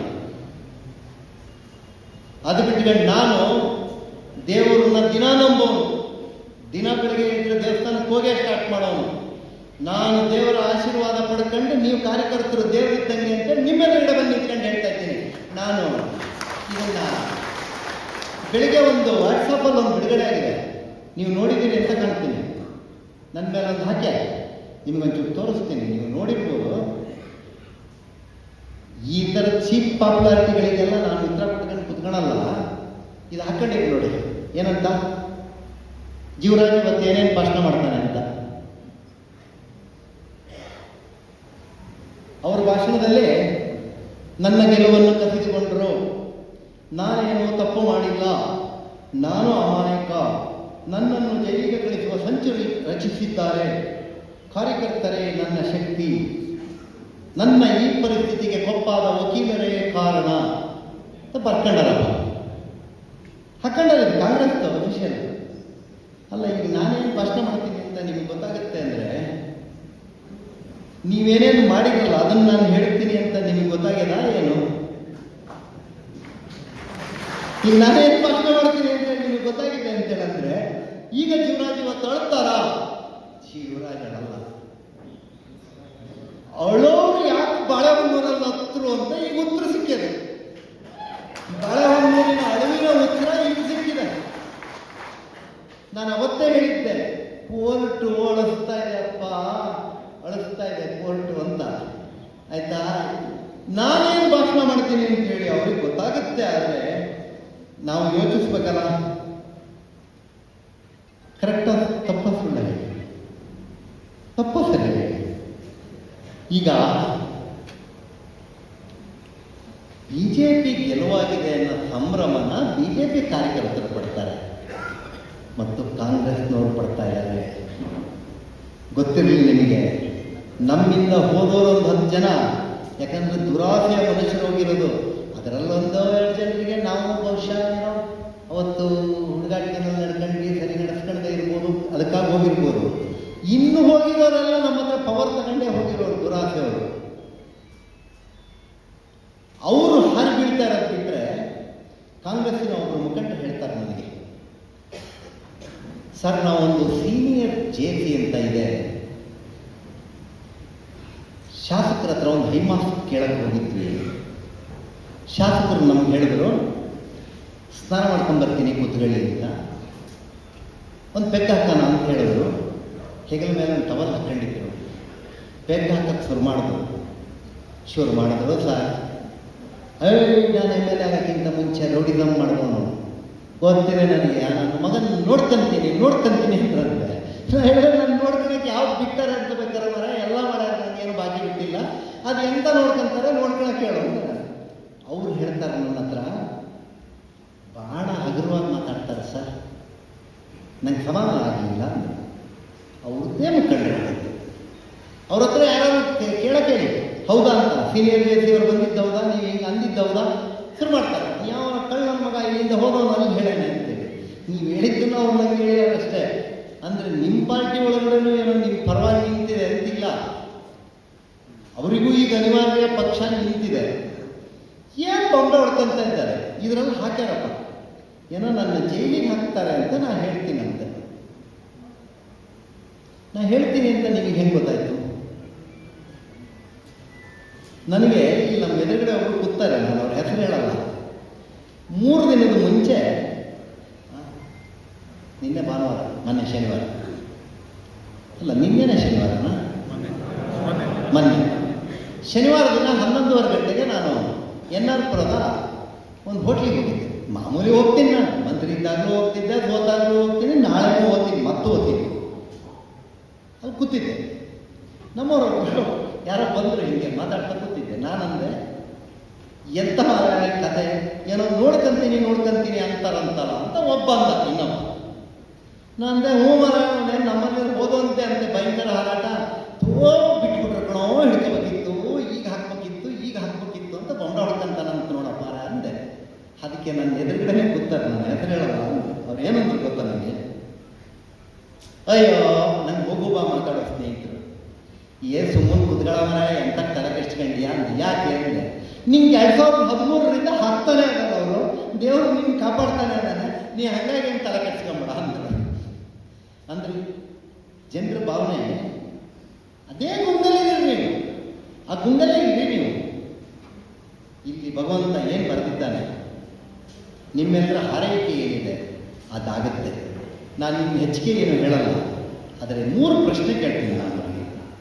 ಸುಮ್ಮನೆ ಬಾಯಿ ಬಂದಂಗೆ ಮಾತಾಡೋ ಬದಲು ನೀವೇ ಹೇಳಿರುವಂತೆ 24x7 CC ಕ್ಯಾಮ್ರಾ ಇದೆಯಲ್ಲ, ಅದರಲ್ಲಿ ಎಲ್ಲಿ ವ್ಯತ್ಯಾಸ ಆಗಿದೆ ಅಂತ ಹೇಳಿ. ಇಂಕು ಬೇರೆ ಬೇರೆ ಆಗಿದೆ ಅಂತ ಹೇಳ್ತಾ ಇದ್ದೀನಿ. ನೀವೇ ಯಾಕೆ ನನಗೆ, ಸುಧಾಕರ್ ಶೆಟ್ಟರಿಗೆ, ಗೋಪಾಲನಿಗೆ ಬಂದಿರೋ ಓಟಿಗೆ ಇದು ನಾವು ಕೋರ್ಟಿಗೆ ಹಾಕಿದಾಗ ಕೋರ್ಟಲ್ಲಿ ಈಗ ಸಿಕ್ಕಾಕೊಂಡ್ಬಿಡ್ತೀವಿ ಅಂತ ಹೇಳಿ, ಇವ್ರ ಓಟನ್ನು ಈ ಕಡೆ ಹಾಕಿದ್ದೀವಿ ಅಂತ ಹೇಳಿ ಆದ್ರೆ ಆಗುತ್ತೆ ಅಂತ ಹೇಳಿ, ಇದು ಟ್ಯಾಂಪರಿಂಗ್ ಅಂತೇಳಿ ನಮ್ಮನ್ನು ಫಿಕ್ಸ್ ಮಾಡೋಕ್ಕೆ ಅಂತೇಳಿ ಪೂರ ನಿಮಗೆ ನೀವು ರೈಟ್ ಓಡಿಸ್ಕೊಂಡಿರ್ಬಾರ್ದು. ಅಕ್ಸೆಸಬಿಲಿಟಿ ಇರೋದು ನಿಮಗೆ, ನಂಗಲ್ಲ.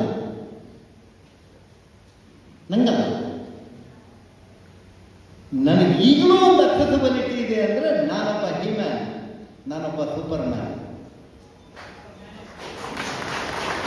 ನಾನು ಹೇಳ್ಬೇಕಲ್ಲ ಇದನ್ನ. ನೀವು ಕಾಂಕ್ರೀಟ್ ಎವಿಡೆನ್ಸ್ ಮೇಲೆ ಮಾತಾಡಿ, ಸುಮ್ಮನೆ ಮಾತಾಡಬೇಡಿ. ಜೀವರಾಜ್ ಬಂದಿದ್ದ ನಿಮ್ಮ ಸ್ಟ್ರಾಂಗ್ ರೂಮ್ ನಿಯರ್ ಬೈ ಜಿಲ್ಲಾ ಪಂಚಾಯತಿಗೆ ಸ್ವಲ್ಪ 1 ಕಿಲೋಮೀಟರ್ ಆಚೆಗಿದೆ. ಜಿಲ್ಲಾ ಪಂಚಾಯತ್ ದಾಟಿ ಆ ರೈಟ್ ಸೈಡ್ ರೋಡಿಗೆ ಬಂದಿದ್ದ ಅಂದ್ರೆ ತಗೊಂಡು ಒಳಗೆ ಹಾಕ್ತೇನೆ ಅಲ್ಲೇನಪ್ಪ? ನಿಮ್ಮ ಹತ್ರ ಇದೆಯಲ್ಲ CC ಕ್ಯಾಮ್ರಾ, ನಿಮ್ಮ ಹತ್ರ ಇದೆಯಲ್ಲ ಪೊಲೀಸ್, ನಿಮ್ಮ ಹತ್ರ ಇದೆಯಲ್ಲ ವ್ಯವಸ್ಥೆ. ಅವನೊಬ್ಬ ಸಜ್ಜನ ರೀ, ಒಬ್ಬ ದಲಿತ DC. ಇವು ಹೇಳಿ ಕೇಳಲಿಲ್ಲ ಅಂದರೆ ರಾತ್ರಿಗಳಿಗೂ ತೆಗೆದು ಅದು ಯಾವುದೋ ಏಡ್ಸ್ ಪ್ರಿವೆನ್ಷನ್ ಅನ್ನಲ್ಲಿಗೆ ಹಾಕ್ತಾರಲ್ಲ ರೀ. ಅಂದರೆ ಅದರ ಅರ್ಥ ನೀವು ಯೋಚನೆ ಮಾಡ್ಕೊಳ್ಳಿ, ನೀವು ಹೇಳಿದ್ದನ್ನು ಅಧಿಕಾರಿ ಕೆಟ್ಟಕ್ಕೆ ಮಾಡೋಕ್ಕಾಗಲ್ಲ ಅಂತ ಹೇಳಿರೋ ಕಾರಣಕ್ಕಾಗಿ ನೀವು ಇದನ್ನು ಮಾಡ್ತಾ ಇದ್ದೀರಿ. ನನಗೊಬ್ಬ ಅಧಿಕಾರಿ ಒಂದು ಚೀಟಿ ಬರೆದು ಕಳಿಸ್ತಾರೆ ಸೀಲ್ಡ್ ಕವರಲ್ಲಿ, ಭಾನುವಾರ ದಿನ ಸಂಜೆ, ಹುಷಾರದಲ್ಲಿರಿ, ನಿಮ್ಮ ಮನೆ ರೈಡ್ ಮಾಡ್ಬೋದು, ನಿಮ್ಮನ್ನು ಅರೆಸ್ಟ್ ಮಾಡ್ಬೋದು ಅಂತ ತೀರ್ಮಾನ ಆಗಿದೆ, ಹುಷಾರದಲ್ಲಿರಿ ಅಂತ. ಹಾಗೆ ನಾನೊಬ್ಬ ಹೋರಾಟಗಾರ, ಬೆನ್ನಾಗಿ ಹೋಗೋನು ಅಲ್ಲ, ಹಿಂದಕ್ಕೆ ತಿರುಗೋನು ಅಲ್ಲ. ಬಿಜೆಪಿಯೇ ಇಲ್ಲದ ದಿನ, ಇದರಲ್ಲಿ ತುಂಬ ಜನ ಹುಟ್ಟೇ ಇಲ್ಲದ ದಿನ. ನಾನು ಈ ಕ್ಷೇತ್ರದಲ್ಲಿ ರಾಜಕಾರಣ ಮಾಡಿದ್ದೇನೆ ಮತ್ತು ರಾಜಕಾರಣಕ್ಕಾಗಿ ತಲೆ ಕೊಟ್ಟು ನಿಂತಿದ್ದೇವೆ. ದಪ್ಪೇಟೆ ದೇಶಿಕಾರ ಇರ್ಬೋದು, ಹುಬ್ಳಿ ಹೋರಾಟಕಾರ ಇರ್ಬೋದು. ನೀವು ಹೆದರಿಸಿದ ಕೂಡಲೇ ನೀವು ಏನೇನು ನಮ್ಮ ಪಕ್ಷದ ಒಳಗಡೆ ಪ್ರಯತ್ನ ಮಾಡ್ತೀರಿ. ನಾನು ಬೆನ್ನು ಹಾಕುವ ಜಾಯಮಾನಕ್ಕೆ ಹುಟ್ಟಿದವನಲ್ಲ. ನೀವು ಜೊತೆಲಿ ನಿಂತ್ಕೊಂಡ್ರಿ, ನಿಮ್ಮ ಜೊತೆ ನಾನು ನಿಲ್ತೀನಿ. ಎಲೆಕ್ಷನ್ ಯಾರನ್ನ ನಿಲ್ಸನ್ ನೋಡೋಣ. ನೀವು ನನ್ನೇ ನಿಲ್ಸಿದ್ರೆ ನನ್ನ, ಭಾಸ್ಕರನ್ನ ನಿಲ್ಸಿದ್ರೆ ಭಾಸ್ಕರನ್ನ, ಮಾಬಲ್ ರಾಯರನ್ನ ನಿಲ್ಸಿದ್ರೆ ಮಾಬಲ್ ರಾಯರನ್ನ ಮಾಡೋಣ. ನನ್ನ ಹತ್ರ ದುಡ್ಡಿಲ್ಲದೆ ಇರ್ಬೋದು, ಆದರೆ ಹೋರಾಟಕ್ಕೇನು ಛಲ ಇಲ್ಲದೆ ಇಲ್ಲ. ನಾನು ದುಡ್ಡು ಮಾಡಬೇಕು ಅಂದಿದ್ರೆ ಇದೇ ಥರದ್ದು ಮೊಬೈಲ್ ಕ್ಯಾಮ್ರಾ ಸಿಗದೆ ಇರುವಷ್ಟು ದೊಡ್ಡ ಮನೆ ಕಟ್ಟಬೋದಾಗಿತ್ತು. ನಾನು ನಿಮಗಿಂತ ದೊಡ್ಡ ಅಧಿಕಾರ ಸಿಕ್ಕಿತ್ತು ನನಗೆ. ನಾನು ಡಿಸ್ಟ್ರಿಕ್ಟ್ ಮಿನಿಸ್ಟರ್, 10 ವರ್ಷಗಳ ಕಾಲ ಚೀಫ್ ವಿಪ್. ನಾನು ಗೌರವದ ರಾಜಕಾರಣ ಮಾಡಿದ್ದೀನಿ. ಯಾರು ಜೀವರಾಜ್ ನನ್ನ ಹತ್ರ ದುಡ್ಡು ಕೇಳ್ದ ಅಂತೇಳಿ ಹೇಳಕ್ಕೆ ಯಾರನ್ನ ಒಪ್ಪಿದ್ರೆ ಹೇಳ್ತೀನಿ ನೋಡೋಣ. ಎದೆ ತಟ್ಟಿ ಹೇಳೋದು, ಎದೆ ತಟ್ಟಿ. ನನ್ನ ಹತ್ರ ದುಡ್ಡಿಲ್ಲ ಅನ್ನೋದು ಮಾತ್ರ ವೀಕ್ನೆಸ್ ಆಗಂಗಿಲ್ಲ. ಜನರ ಜೊತೆ ಹೋರಾಟಕ್ಕೆ ನಿಲ್ತೇನೆ, ಕೆಲಸ ಮಾಡ್ತೇನೆ. ಈಗ ಬರ್ತಾ ಇರೋ ದುಡ್ಡು ಏನಾದ್ರು ನನಗೆ ಬಂದಿದ್ರೆ ಅದೇ ಕಥೆನೇ ಬೇರೆ ಮಾಡಿರ್ತಿದ್ದೆ. ಈಗ ಡೆವಲಪ್ಮೆಂಟಿನ ಭಾಷಣದ ಕಡೆ ಹೋಗಲ್ಲ ನಾನು. ಆದರೆ ನಿಮ್ಮ ಈ ದೊಡ್ಡ ಬೆದರಿಕೆಗಳಿಗೆ ಇದಕ್ಕೆ ಬೆನ್ನಾಗಿ ಹೋಗುವ ಜಾಯಮಾನ ಜೀವರಾಜಿಂದಲ್ಲ. ಮತ್ತು ನೀವು ಏನನ್ನಾರು ಹೇಳಿ, ಕಾಂಕ್ರೀಟ್ ಎವಿಡೆನ್ಸಲ್ಲಿ ಹೇಳಿ. ನೀವು ಈ ಒಂದು ಕೇಸ್ ಮಾಡಿದ್ದೀರಿ ನನ್ನ ಮೇಲೆ, ಯಾವುದು 53ನಲ್ಲಿ ನಾನೇನೋ ಮಾಡಿದ್ದೀನಿ ಅಂತ, ಅದು ಎವಿಡೆನ್ಸ್ ಆಗದೆ ನಿಂತ್ಕೊಂಡಿದೆ. ಅದು ಎವಿಡೆನ್ಸ್ ಆದ ದಿನ ನೀವು ಸುಳ್ಳು ಕೇಸ್ ಮಾಡಿದ್ದೀರಿ ಮತ್ತು ಜೀವರಾಜ್ ಅದರದ್ದು ಜವಾಬ್ದಾರಿ ಅಲ್ಲ ಅಂತ FIR ಮಾಡಿದ್ದಾರಲ್ಲ, ಒಂದು ಚಾರ್ಜ್ ಶೀಟು, ಅವ್ರ ಅಕೌಂಟಬಿಲಿಟಿ ಇದ್ದಾರೆ, ಬಿಟ್ಟೋಗಲ್ಲ. ನೀವು ನವೆಂಬರ್ 7-8ಕ್ಕೆ ಹಾಕ್ಸಿದ್ರಲ್ಲ ಕೇಸ್, ನಿಮ್ಮ ಮನೇಲಿ ಮಲಗಿಸಿ, ಆ ಕೇಸ್ ಯಾರಿಗೆ ಶಿಕ್ಷೆ ಆಗಿದೆ ಅನ್ನೋದು ಗೊತ್ತಿರಲಿ. ನೀವು ನನ್ನ ಮೇಲೆ ಹಾಕ್ತಾ ಹೋಗಿರ್ಬೋದು. ನನ್ನ ಮನೆ ಹೊಡಿತೀನಿ ಅಂತ ಬಂದ್ರಲ್ಲ ನೀವು 2019ರಲ್ಲಿ, ನಿಮ್ಮ ಹತ್ರ ಆಯ್ತಾ ನನ್ನ ಮನೆ ಹೊಡಿತೀನಿ ಅಂತ? 1960ರಲ್ಲಿ ನಮ್ಮಪ್ಪ ಜಮೀನು ತಗೊಂಡ್ರೆ ಮೊನ್ನೆ ನೀವು AC ಕೇಸ್ ಹಾಕ್ತೀರಿ, ಅದು PTCL ಕೇಸ್ ಅಂತ. ನಿಮ್ಮ ಹತ್ರ ACಗೆ ಜಡ್ಮೆಂಟ್ ಕೊಡ್ಸೋಕ್ಕಾಯ್ತಾ? ನೀವು ಎಷ್ಟು ಸರಿ ಫೋನ್ ಮಾಡಿದ್ರಿ ACಗೆ? ಈ ದೇಶ ಕಾನೂನಿನ ಮೇಲೆ ನಡೀತದೆ. ಕಾನೂನೇ. ಕೆಲವು ಸರಿ ರಾಜ ಕೆಟ್ಟವ್ರು ತಗೊಳಕ್ಕಂತಾರೆ, ಕೆಲವು ಸರಿ ಅದೃಷ್ಟ ಇದ್ದವ್ರು ನಿಮ್ಮ ಥರ ಅಧಿಕಾರಕ್ಕೆ ಬರ್ತಾರೆ. ಹಂಗಂತೇಳಿ ಪರ್ಮನೆಂಟ್ ಅಂತ ಅನ್ಕೊಂಬೇಡಿ. 3 ವರ್ಷ ಹೋರಾಟ ಮಾಡಿದ್ದೆ ನಾನು. ಹುಚ್ಚ ಅಂದ್ರೆ ನಾನು ಹೇಳ್ತಾ ಇದ್ದೆ ಅವ್ರು ಡಿಸ್ಕ್ವಾಲಿಫೈ ಆಗ್ತಾರೆ ಅಂತ. ಆದರೆ ಆ ಕೇಸಲ್ಲಿ ಆಗಲಿಲ್ಲ. ಆದರೆ ಈ ರೀಕೌಂಟಿಂಗಲ್ಲಿ ಹಿಂಗಾಗುತ್ತೆ ಅಂತ ನಾನು ಅನ್ಕೊಂಡಿರಲಿಲ್ಲ. ನಾವು ಇದನ್ನು ಭಾಳ ಆದ್ಯತೆ ಕೊಟ್ಟು ಕೇಸಲ್ಲ. ನಮ್ದು ಇದ್ದಿದ್ದು ಡಿಸ್ಕ್ವಾಲಿಫಿಕೇಶನ್ ಕೇಸು ಆಗ್ಬಿಡ್ತದೆ. ನನಗೂ ಶಾಕಿಂಗ್ ಇದು, ಇಷ್ಟು ಮಟ್ಟಿಗೆ ಮೋಸ ಮಾಡ್ಬೋದಾ ಅಂತ ಮಾಡಿದ್ದಾರೆ. ಈಗ ನನ್ನ 3 ವರ್ಷದಲ್ಲಿ ನಾನು ಒಂದು ದಿನ ಒಬ್ಬರನ್ನು ಕೋರ್ಟಿಗೆ ಕರೀಲಿಲ್ಲ. ಸುಮ್ಮನೆ ದಿನ ಯಾರದ್ದೋ ಹಾಳು ಮಾಡಬಾರ್ದು. ಒಬ್ಬನೇ ನಿಂತಿದ್ದೀನಿ ಬೆಳಗ್ಗೆಯಿಂದ ಮಧ್ಯಾಹ್ನ ತನಕ. ನಂಗೆ ಹಿಂಗೆ ಒಂದು ಕಡೆ ನಿಂತ ಅಭ್ಯಾಸವೇ ಇಲ್ಲ. ನನ್ನ ಮೊನ್ನೆ ಕೋರ್ಟಲ್ಲಿ ಅನುಭವ ಆಗಿರೋದು ನಿಲ್ಲದ ಹೆಂಗೆ ಅಂತ, ಒಂದು ಕಡೆ ರಾಮದಲ್ಲಿ ನಿಲ್ಲದ ಹೆಂಗೆ ಅಂತ. ನಾನು 10 ನಿಮಿಷಕ್ಕೆ ಒಂದು ಕಡೆ ನಿಲ್ತಿರ್ಲಿಲ್ಲ. ಆದರೆ ಅಭ್ಯಾಸ ಮಾಡ್ಕೊಂಡಿದ್ದೀನಿ, ಹೋರಾಟ ಮಾಡಿದ್ದೀನಿ. ಸುಪ್ರೀಂ ಕೋರ್ಟ್ನಲ್ಲಿ ಇಂಟ್ರೀಮ್ ಆರ್ಡರ್ ಆಗಿದೆ, ಪರ್ಮನೆಂಟ್ ಅಲ್ಲ. ಈ ಇಂಟ್ರೀಮ್ ಆರ್ಡರು ಸುಪ್ರೀಂ ಕೋರ್ಟ್ ಎಲ್ಲ ಭಾಳ ಹೊತ್ತು ನಡೆಯಲ್ಲ, ನಿಮಗೆ ಗೊತ್ತಿರಲಿ. ಒಂದು ಕೇಸಿಗೆ 5 ನಿಮಿಷ 6 ನಿಮಿಷ, ತುಂಬ ಕೇಸ್ ಇರ್ತವೆ. 60, 70, 80 ಕೇಸ್ ಮುಗಿಸ್ತಾವೆ ದಿನ. ಹಾಗಾಗಿ ಒಂದು ಬೆಂಚಲ್ಲಿ ಅಷ್ಟೇ ಇದೆ ಟೈಮ್ ತಗೊಳ್ಳೋದು. ನನ್ನ 3 ವರ್ಷದ ಹೋರಾಟ 3 ನಿಮಿಷದಲ್ಲಷ್ಟೇ ಆಯಿತು. ನ್ಯಾಯಾಲಯದ ತೀರ್ಪನ್ನು ಅತ್ಯಂತ ಗೌರವದಿಂದ ಗೌರವಿಸ್ತೇನೆ ಅಂತ ಅವತ್ತು ಮಾರ ದಿನ ಬೆಳಿಗ್ಗೆ ನಾನು ಟಿವಿನಲ್ಲಿ ಹೇಳಿದ್ದೀನಿ ಮತ್ತು ಅದನ್ನು ಪಾಲಿಸ್ತೀನಿ. ಅದರ ಬಗ್ಗೆ ಪ್ರಶ್ನೆಯೇ ಇಲ್ಲ. ನ್ಯಾಯಾಲಯ ಕೊಡೋ ತೀರ್ಪು ಯಾವತ್ತೂ ನ್ಯಾಯವಾಗಿರುತ್ತೆ, ಅದನ್ನು ಪಾಲಿಸ್ತೀನಿ ಮತ್ತು ಅದು ನಡೆಯುತ್ತೆ. ಅದರ ಪ್ರಕಾರ ನಡೆಸೋಣ. ಮತ್ತು 23 ಜುಲೈಗೆ ಹೋಗಿದೆ, ರೆಕಾರ್ಡ್ ಕನ್ಫರ್ಮ್ ಮಾಡಿದ್ದಾರೆ. ನಾನು ಅನ್ಕೊಂತೀನಿ ನಮ್ಮ ಪರ ಬರುತ್ತೆ ಅಂತ, ಆಶಾವಾದಿಯಾಗಿ ಹೋರಾಟ ಮಾಡ್ತೀನಿ. ನ್ಯಾಯಾಲಯದಲ್ಲಿ ನ್ಯಾಯ ಸಿಗುತ್ತೆ, ನಮಗೆ ಗೆಲುವಾಗುತ್ತೆ ಅನ್ನುವ ಆಶಾ ಭಾವನೆಯನ್ನು ವ್ಯಕ್ತಪಡಿಸ್ತೇನೆ. ಜಡ್ಮೆಂಟ್ ನಾನಲ್ಲ ಬರೆಯೋನು, ಜಡ್ಜ್ ಏನು ಬರೀತಾರೆ ಅದನ್ನು ಒಪ್ಕೋಬೇಕು. ಆದರೆ ಕೋರ್ಟಿಗೆ ಹೋಗ್ಬೇಕಾದ್ರೆ ಭರವಸೆಯೇ ಇಲ್ಲದೆ ಹೋಗ್ತಾಗತ್ತೇನ್ರಿ? ಭರವಸೆನೇ ಮುಖ್ಯ ತಾನೆ. ಆ ಭರವಸೆ ಒಂದಿಗೆ ನಾನು ಅನ್ಕೊಂತೀನಿ. ಆದರೆ ನಮ್ಮ ರಾಜ್ಯದ ದೊಡ್ಡ ದೊಡ್ಡ ರಾಜಕಾರಣಿಗಳು ದೊಡ್ಡ ದೊಡ್ಡ ಪದ ಮಾತಾಡೋದು. ನಾನು ಅವರಿಗೆಲ್ಲ ನಿಮ್ಮ ಮುಖಾಂತರನೂ ಕೈ ಮುಗಿದು ಕೇಳ್ತೀನಿ, ನೀವು ಇಷ್ಟಿಷ್ಟು ದೊಡ್ಡವರು, ಇವರಿಗಾಗಿ ಈ ಥರದ ಮಾತೆಲ್ಲ ಆಡಕ್ಕೆ ಹೋಗಬೇಡಿ. ನೀವೆಲ್ಲ ಭಾಳ ದೊಡ್ಡವರು, ನಿಮ್ಮ ಬಗ್ಗೆ ಅಪಾರವಾದ ಗೌರವ ಇಟ್ಟವರು ನಾವು. ನಿಮ್ಮ ಬಗ್ಗೆ ನಾವು ಹಗುರವಾಗಿ ಮಾತಾಡಲ್ಲ ಮತ್ತು ನಿಮ್ಮ ಬಗ್ಗೆ ನಾನೇನು ಹೇಳಲ್ಲ. ಆದರೆ ನಾನು ಹೇಳಿದ್ನಲ್ಲ, ಈ ದಾರಿ ತಪ್ಪಿಸುವ ಹಣೆ ಪ್ರಮಾಣಗಳು ಪ್ರಯೋಜನ ಇಲ್ಲ. ಹಣೆ ಪ್ರಮಾಣಗಳು ಸುಮಾರು ಮಾಡಿಬಿಟ್ಟಿರಿ ನೀವು ಮುಂಚೆ. ನೀವು ಹಣೆ ಪ್ರಮಾಣಗಳೆಲ್ಲ ನೋಡಿದ್ದೀನಿ ನಾನು. ನೀವು ಯಾವ್ಯಾವ ಕಾಣೆ ಮಾಡಿರಿ, ಯಾರ್ಯಾರ ಆಸ್ತಿಗೆ ಯಾವ್ಯಾವ ಮಾಡಿರಿ ಅಂತೆಲ್ಲ ಈ ಕಂಡೆದವ್ರಿಗೆ ಚೆನ್ನಾಗಿ ಗೊತ್ತು, ನಾನೇನು ಹೆಚ್ಚಿಗೆ ಹೇಳೋದು ಬೇಡ. ಮತ್ತು ಹಂಗಾಗಿ ನಿಮ್ಮ ಹತ್ರ ಹಣೆ ಪ್ರಮಾಣಕ್ಕೆ ನಿಲ್ಲೋಕ್ಕೆ ಕೇಸ್ ತಕ್ಕಂಬಂದ್ರೆ ನಿಲ್ತೀನಿ. ಇಲ್ದಿದ್ರೆ ಏಕಕಾಲದಲ್ಲಿ ಎರಡೂ ನಡೆಸೋಕ್ಕಾಗಲ್ಲ. ಒಂದೇ ಊರು ಪಂಚಾಯತಿ ಆಗಬೇಕು, ಇಲ್ಲ ಸಬ್ ಇನ್ಸ್ಪೆಕ್ಟರ್ ಹತ್ರ ಹೋಗು. ಎರಡು ಒಟ್ಟಿಗೆ ನಡೀತಾವ?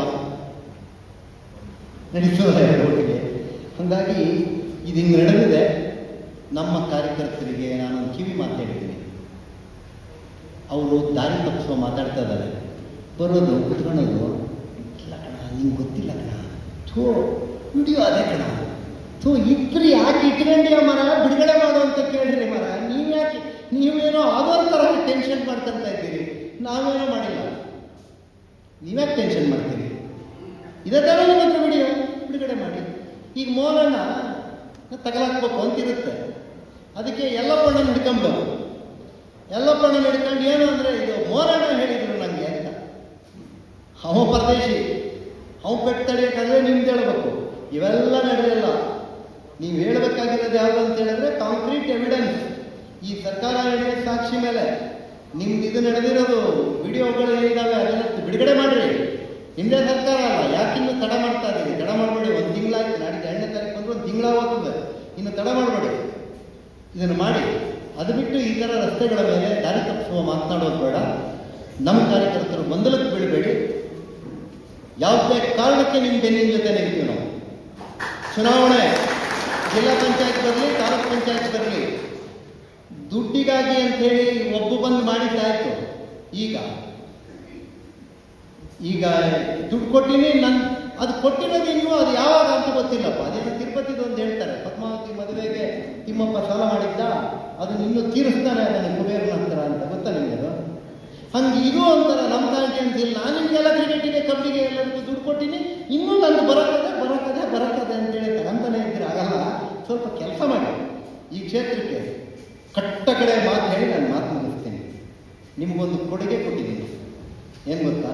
ಈ ಕ್ಷೇತ್ರದ ಜನರಿಗೆ ಇನ್ನು 2 ತಿಂಗಳು ಈ ಕೇಸ್ ಅದೆಯಲ್ಲ, ಅಲ್ಲಿ ತನಕ ನಮ್ಮ ಶಾಸಕರು ಭಾರಿ ನಾಜೂಕಪ್ಪ. ರಾಜು ಮತ್ತೆ ಚೆನ್ನಾಗಿದೆಯಾ, ಬಾ ರಾಜು ಬಿಸ್ಕಿ ಕುಡಿಯೋಣ, ಬಾ ರಾಜು ಟೀ ಕುಡಿಯೋಣ, ನಿಮ್ಗೆ ಏನಾಗಬೇಕಣ್ಣ ಹೇಳು ಅಂತ. ಈ 2 ತಿಂಗಳು ಅವ್ರಿಗೆ ಬೆಂಗಳೂರಲ್ಲಿ ಏನು ಕೆಲಸ ಇಲ್ಲ, ಊರಲ್ಲಿ ಇರ್ತಾರೆ. ಯಾಕಂತ ಹೇಳಿದ್ರೆ ಎಲ್ಲರೂ ಮತ್ತೆ ಹೆಚ್ಚು ಕಡಿಮೆ ಯಾಕೆ ಎಲೆಕ್ಷನ್ ಬಂದಿದೆ ಅಂತ. ನಿಮಗೊಂದು ಸುಂದರವಾದ ಶಾಸಕನನ್ನು ಈ 2 ತಿಂಗಳಿಗೆ ಕೊಟ್ಟಿನಿ. ಅದು ಅವರು ಆಗಿದ್ದಲ್ಲ, ನಾವು ಕೊಟ್ಟಿದ್ದ. ಈಗ ಪುಣ್ಯ ಹೇಳಿದ್ರು, ಇವರಲ್ಲಿ ಯಾರು ಸುಪ್ರೀಂ ಕೋರ್ಟ್ ಪ್ರಕಾರ ಯಾರ ಹೆಸರು ಬರ್ದಿಲ್ಲ ಅಲ್ಲಿ. ಇಷ್ಟೇ ತಪ್ಪು ಅಂತಿದೆ. ಯಾರು? ನಾನು ನನಗೂ ಪ್ರಮಾಣಕ್ಕಾಗಿದೆ. ನಾನು ಹಾಲಿನ ಮಾಡಿದ್ರೆ ನನಗೆ ಗೊತ್ತಿಲ್ಲ, ಇನ್ನು ನಿಮಗೆ ಏನು ಹೇಳಿದ್ದೀನಿ ನಾನು. ಆದರೂ ಭಗವಂತನಲ್ಲಿ ಕೇಳ್ಕೊಳ್ಳಿ, ನಾವು ಹಾಲಿಯಾಗೆ ಬರೋಣ. ಈ ಕ್ಷೇತ್ರದಲ್ಲಿ ದ್ವೇಷಕ್ಕಾಗಿ ಅಲ್ಲ, ಕಾಂಗ್ರೆಸ್ನವರಿಗೂ ರಕ್ಷಣೆ ಕೊಡೋದಕ್ಕಾಗಿ ನಾವು ಶಾಸಕರಾಗೋಣ. ಅವ್ರು ಶಾಸಕರಾಗೋದು ಅವ್ರು ದುಡ್ಡು ಮಾಡೋಕ್ಕೆ, ಅವ್ರಿಗೆ ಇದಕ್ಕೆ ಮಾತ್ರ. ನಾವು ಆಗೋದು ದುಡ್ಡು ಮಾಡೋದಕ್ಕಾಗಿ ಅಲ್ಲ. ನಾವು ಆಗೋದು ಈ ಕ್ಷೇತ್ರದ ಅಭಿವೃದ್ಧಿಗಾಗಿ, ಜನರಿಗಾಗಿ. ನನ್ನ 15 ವರ್ಷಗಳ ಆಡಳಿತದಲ್ಲಿ ಕಾಂಗ್ರೆಸ್ನವರಿಗೂ ದ್ವೇಷದಿಂದ ನಾನು ಕೆಟ್ಟದ್ದು ಮಾಡಿಲ್ಲ. ಇಲ್ಲಿ ನಮ್ಮ ಜೊತೆ ಕೆಟ್ಟದ್ದು ಮಾಡಿದ್ರಲ್ಲ, ಅವ್ರು ನಿಮ್ಮ ಜೊತೆಗೆ ಅದಾರೆ. ಇಲ್ಲಿ ಕೆಟ್ಟದ್ದು ಮಾಡ್ತಿದ್ದವರೆಲ್ಲ ಅಲ್ಲೇ ಬಂದಾರೆ, ನಿಮ್ಮ ಜೊತೆಗೆ ಬಂದಾರೆ. ಹಾಗಾಗಿ ಅವನು ನಿಮಗೆ ಕೊಟ್ಟಿನಿ, ನೀವೇ ಇಟ್ಕೊಳ್ಳಿ, ಚೆನ್ನಾಗಿರಿ. ನಾವು ನಮ್ಮ ಹೋರಾಟವನ್ನು ನಾವು ಮಾಡಿದ್ದೇವೆ. ಮತ್ತು ಯಾಕೆ ನಾನು ಇಲ್ಲಿಗೆ ಕರೆದು ಎಲ್ಲರನ್ನೂ ಒಂದೇ ಸರಿ ಮಾತಾಡಬೇಕು ಅಂತ ತೀರ್ಮಾನ ಮಾಡಿದೆ ಅಂದರೆ, ಒಬ್ಬೊಬ್ಬರೇ ನೀವು ಎಷ್ಟು ದಿನ ಅಂತ ನಿಮಗೂ ಒಂದು ಕಳ್ಕಳಿ, ಒಂದು ಮಾತಾಡ್ಸೋಕೆ ಹೋಗಲೇ ಇಲ್ಲ ಮರ, ನಮ್ಗೆ ಹೋಗ್ಬರ್ಬೇಕಿತ್ತು, ಯಾವಾಗ ಹೋಗೋದೇ ನಾ ಎಂಥ ಕಥೆನೇ ಮರ, ಇವು ಸಿಗ್ತಾರೋ ಇಲ್ಲ ಮರ. ಅದಕ್ಕೆ ಈಗೆಲ್ಲ ಸಿಕ್ಬಿಟ್ಟಿನಿ, ಅದಕ್ಕೆ ಬೆಳಿಗ್ಗೆ ಬೇಗನೆ ಬಂದೀನಿ, ಇಷ್ಟೋ ತನಕ ಅದೀನಿ, ಇನ್ನೂ ಇರ್ತೀನಿ. ಎಲ್ಲ ಸೇರಿ ನೀವೆಲ್ಲ ನನಗಾಗಿ ಅದು ಎಷ್ಟು ದೇವರಿಗೆ ಪ್ರಾರ್ಥನೆ ಇಟ್ಟಿದ್ದೀರೋ, ಅದು ಎಷ್ಟು ಕಡೆ ಹರಕೆ ಇಟ್ಟಿದ್ದೀರೋ, ನಿಮ್ಮೆಲ್ಲ ಹರಕೆಗಳು ನಾನು ಕೈ ಹಿಡಿದೇ